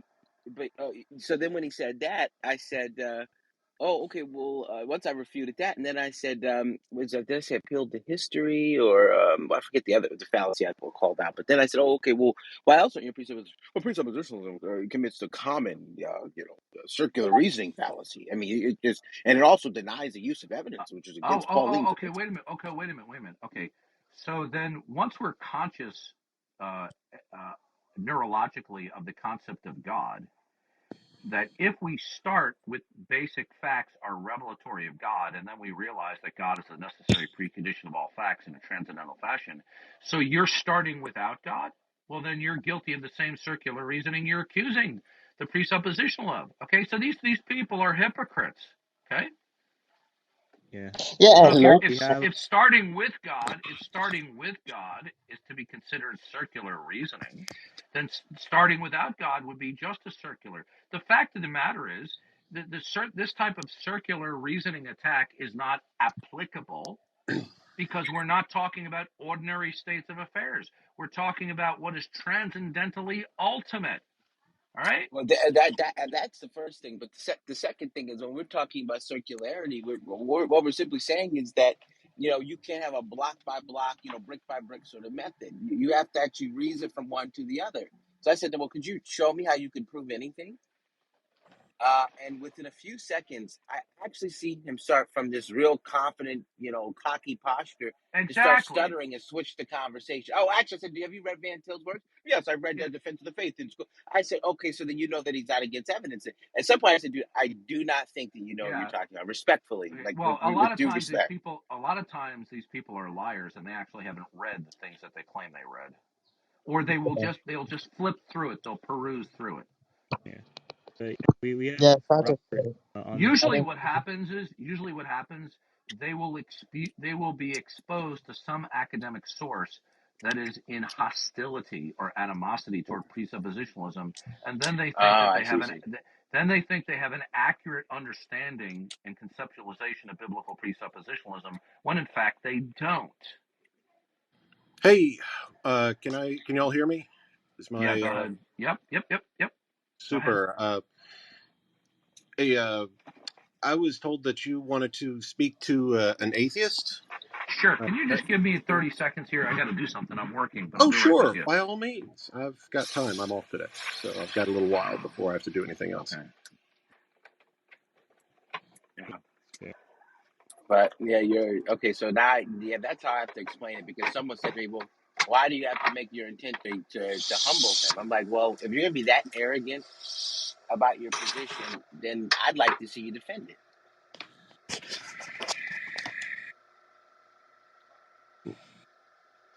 So, am I the only atheist in here, or I'm just curious? Doesn't matter to me. Probably. We have such few atheists that are mature minded and have a spine. Uh, well, Okay. I mean, it's all a matter of Okay. how you. When Okay. you So believe before we that your begin, life is finite, you have to okay. judge how you're going to spend your time very Okay. carefully. So before we begin, do you purpose right now to be truthful, transparent, and non-evasive? I'm sorry. Say that one more time. Do you purpose right now to be truthful, transparent, and non-evasive? Sure, Good. absolutely. It's useless Okay. to be Well, otherwise. oh, good. Let's see. Okay. So there is no God because Sorry, say that. You're fading out a little bit. Say that one more time. there is no God because. Well, hold on, Darth. You Because forgot to give him. You forgot to read him his. You forgot to tell him that um, um, he could still wave his fist. Sorry, I apologize. wave my fist. Me Mirandize them. You have the right to remain silent. Anything you say can and will be used against you. Very nice. All right. Okay, so there is no God because. Okay, so that's a kind of a clunky phrase, but I'll answer it as best I can, and you just tell me if there's something that I'm unclear about. All right. So, to me, the universe appears to be godless. Uh, the study of religion, in my observational limited experience, Okay, reveals it to be before you go on that, sure. explain to me how the universe appears to be godless. How did you make the determination? Well, okay, so let just are you capable of, and I don't know you, so I don't want to insult you by asking you this, but are you capable of embracing the hypothetical for the sake of argument? Are you willing to do that? More than Okay, willing to listen to your conceptual frameworks. What I okay. want to know from you is how is So, it that the universe appears to be without reference to God? okay. So, just for the sake of argument, and I hate to answer questions with questions, but if you could imagine for a moment a universe that had no God, what do you think it might look like? Just in a sentence or two. You don't have to go on at length. I'm not trying to distract you. I really don't know how to answer that question. But can you answer my question, please? Okay. So, the reason that I asked that question is because when I look at this universe, we have an estimated, what is it now? Uh, 2 trillion galaxies within this universe. Planets that are just routinely annihilated, stars that are born and die, an ever expanding peanut gallery or shooting gallery, such as it were, in which we live. We appear to live in is a universe that gives absolutely, and I don't want to offend anyone, but there's no better way to say this, that gives no fucks about life or anything. Okay. It Okay. just I'm still not continues hearing on. an answer to the question. So I'm How giving, when you well, that's what say I'm giving you. okay, So so bear far with me. you haven't really addressed the issue. Well, that's So exactly what I'm addressing. Now, if you okay. interrupt, it will take longer. So I will Okay, try to be brief. I I'm try not not to usually go on at comfortable. length, I'm not but, usually comfortable. I usually get hemorrhoidal attacks when I have to listen to community college lectures rather than a direct answer. well, that I explain a few things, but Can you I'm please sorry, that was explain to funny. me how the So universe, all when the I look at listen, this listen universe, carefully. Hold on a second. Very simple question. When you say the universe appears to be godless, it mhm, is the equivalent of you saying that all the facts that you are acquainted with mhm. are not indicative of God. Now, Yes, that's how did you make that determination? because we live in a universe that is evidently indifferent and chaotic. That's the shortest version of that answer I We can live in give a you. universe that's indifferent. What does that even mean? Well, all right. I don't know how much you know about biology or life in general, but roughly I'm 99.9. Robert. I'm a 60-year-old man. Okay, I'm so fairly well informed. no, that 60 years old doesn't mean anything. I mean, there's Well, lots I'm of ignorant 60-year-olds. okay. Well, I'm not one of them. I mean, even if you are, ignorance is an Robert, inevitability. can we stop rabbit trailing here? Um, Robert, how did you determine that all the facts you're acquainted with do not necessitate referencing God? well, because in order to understand anything about anything in nature, we ignore God. Okay, Robert, you are. I asked you at the get go. Do you purpose to be truthful, transparent, and non-evasive? And you're not keeping to that commitment. Now, I'll ask the question again. How did you determine that all the facts that you're acquainted with do not by necessity reference the necessity of God? How did you make Well, that determination? so I just told you that. I don't know what you're not. What do you lack? What are you finding lacking in that answer? How did you determine that facts can be invoked without reference to the necessity of God? Because we don't use God in any of these things. We simply don't. That's okay. Listen to me. The That scientific. All doesn't right. okay, All Robert. right. Robert, saying that you don't reference God does not justify that facts can be invoked in actuality without reference to God. That's You're just exactly telling what that okay, means. Robert. All you're telling me is what you do. You're not giving me a rationale why it's necessarily the case. So, would you mind if I presented a hypothetical? What I would mind you doing is answering my question instead of being evasive when you I'm not purpose not to. evading. The You fact that you're are. Oh, not good. Then happy with the answer I'll repeat the does question nothing to. again. I'll repeat the question again, which you have yet to answer. How did you determine that all the facts that you're acquainted with do not necessitate referencing the necessity of God? How'd you determine that? Because they simply don't. I mean, I'm not sure what you're That not oh no, grasping here. you're simply The restating the same. answer, the answer that you're. Robert, All right. hey So, Robert, what Darth don't you here. get here? Listen, Robert, I don't want to have to mute your microphone.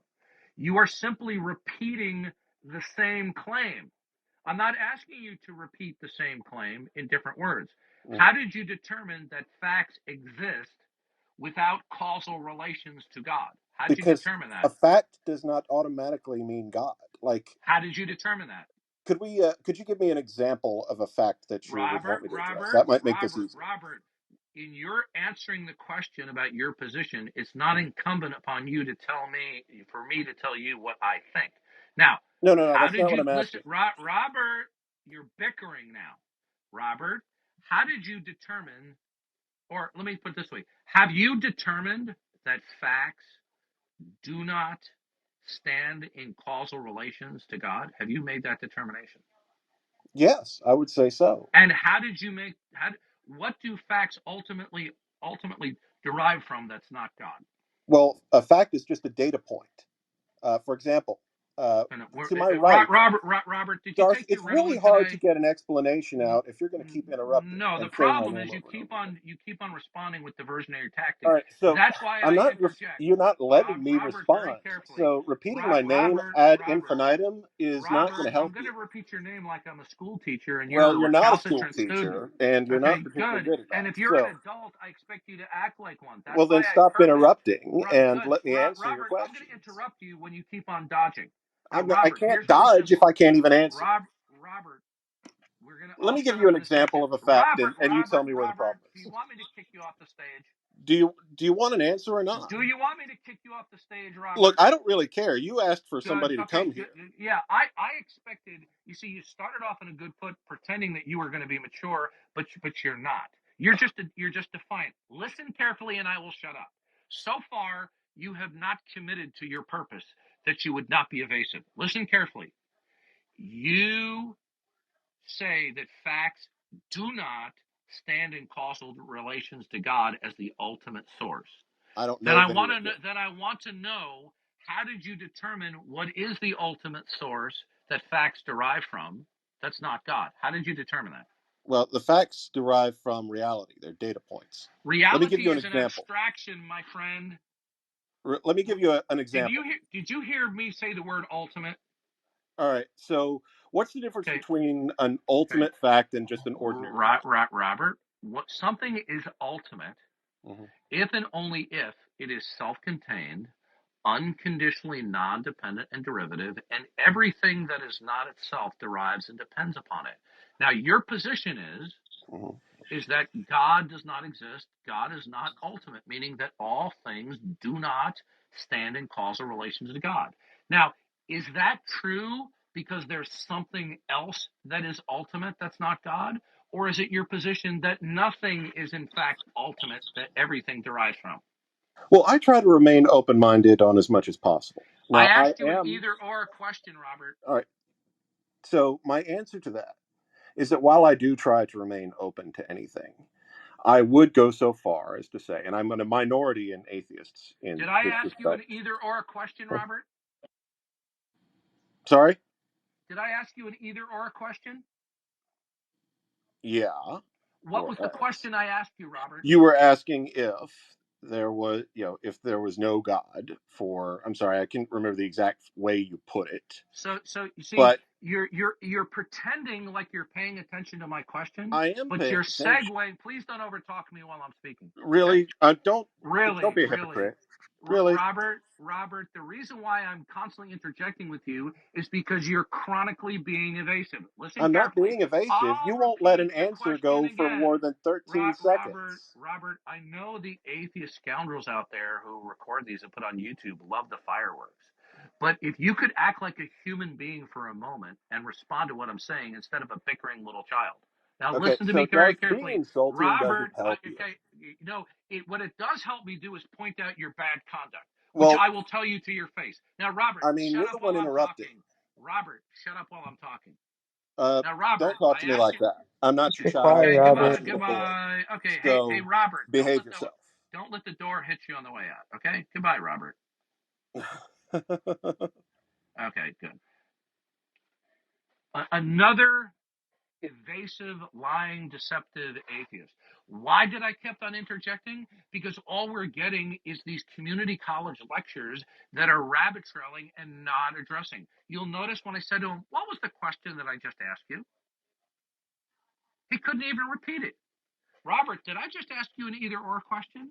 And he was blindsided like a deer in the headlights. It's because he's truly not paying attention to what I'm putting to him into the question. He's just turning the gears in the head. Okay, which atheist cliche in mini community college lecture should I pull out of the filing cabinet this time? See, I don't put up with that nonsense. If you remain focused and you are in good faith attempting to answer the question, and even though you're giving an answer that I may not agree with, but at least it's germane to my question, then that's fine. I keep my mouth shut. But the moment you community college lecture and you're being evasive, which you purpose not to be evasive, right? Did I not ask him, do you purpose to be truthful, to be transparent, and non-evasive? Yes, he said, yes, I Yes. did. Yep. And Yep. yet, what? Darth. And yet, he was entirely evasive. Yeah, and I want to add to what you said that if you have like some kind of if you have bad memory or something, just say I don't remember. Just ask me again. But if it keep just yeah, it's just you asked it many times, Darth, and it just went over the head or just um not focusing or something like that. Yeah. Look, people better get this to their heads. I'm not putting up with bad faith actors. Okay? Welcome to the room, Dolomite. What would you like to say? Well, I just had a question. Sure, go ahead. Does anything happen against God's will? It depends on what aspect of God's will that we're talking about. There's a God's sovereign will and God's permissive will.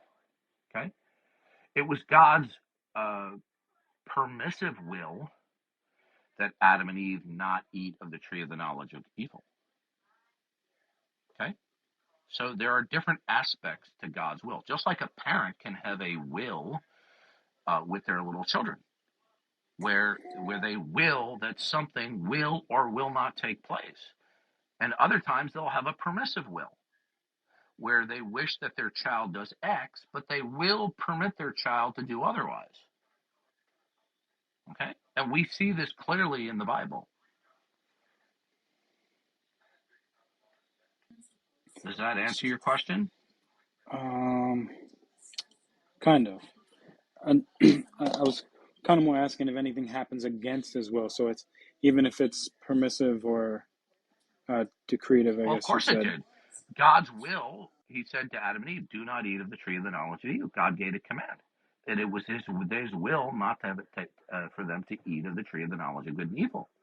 But they went against God's will. So clearly this was God's permissive will, right? Don't think of God's will as some monolithic block, right? Otherwise we couldn't be agents. Are you a God believer or not? I know how you feel about agnosticism, but that's where I am right now. I'm agnostic. Okay, so we'll have to talk about that. Your agnosticism is the claim to suspend judgment about the existence or non-existence of God. It is a claim. However, upon careful examination, this claim doesn't hold water. Okay, because you're claiming to suspend judgment, but you haven't suspended judgment. Okay, so I'll just ask you the simple question to elucidate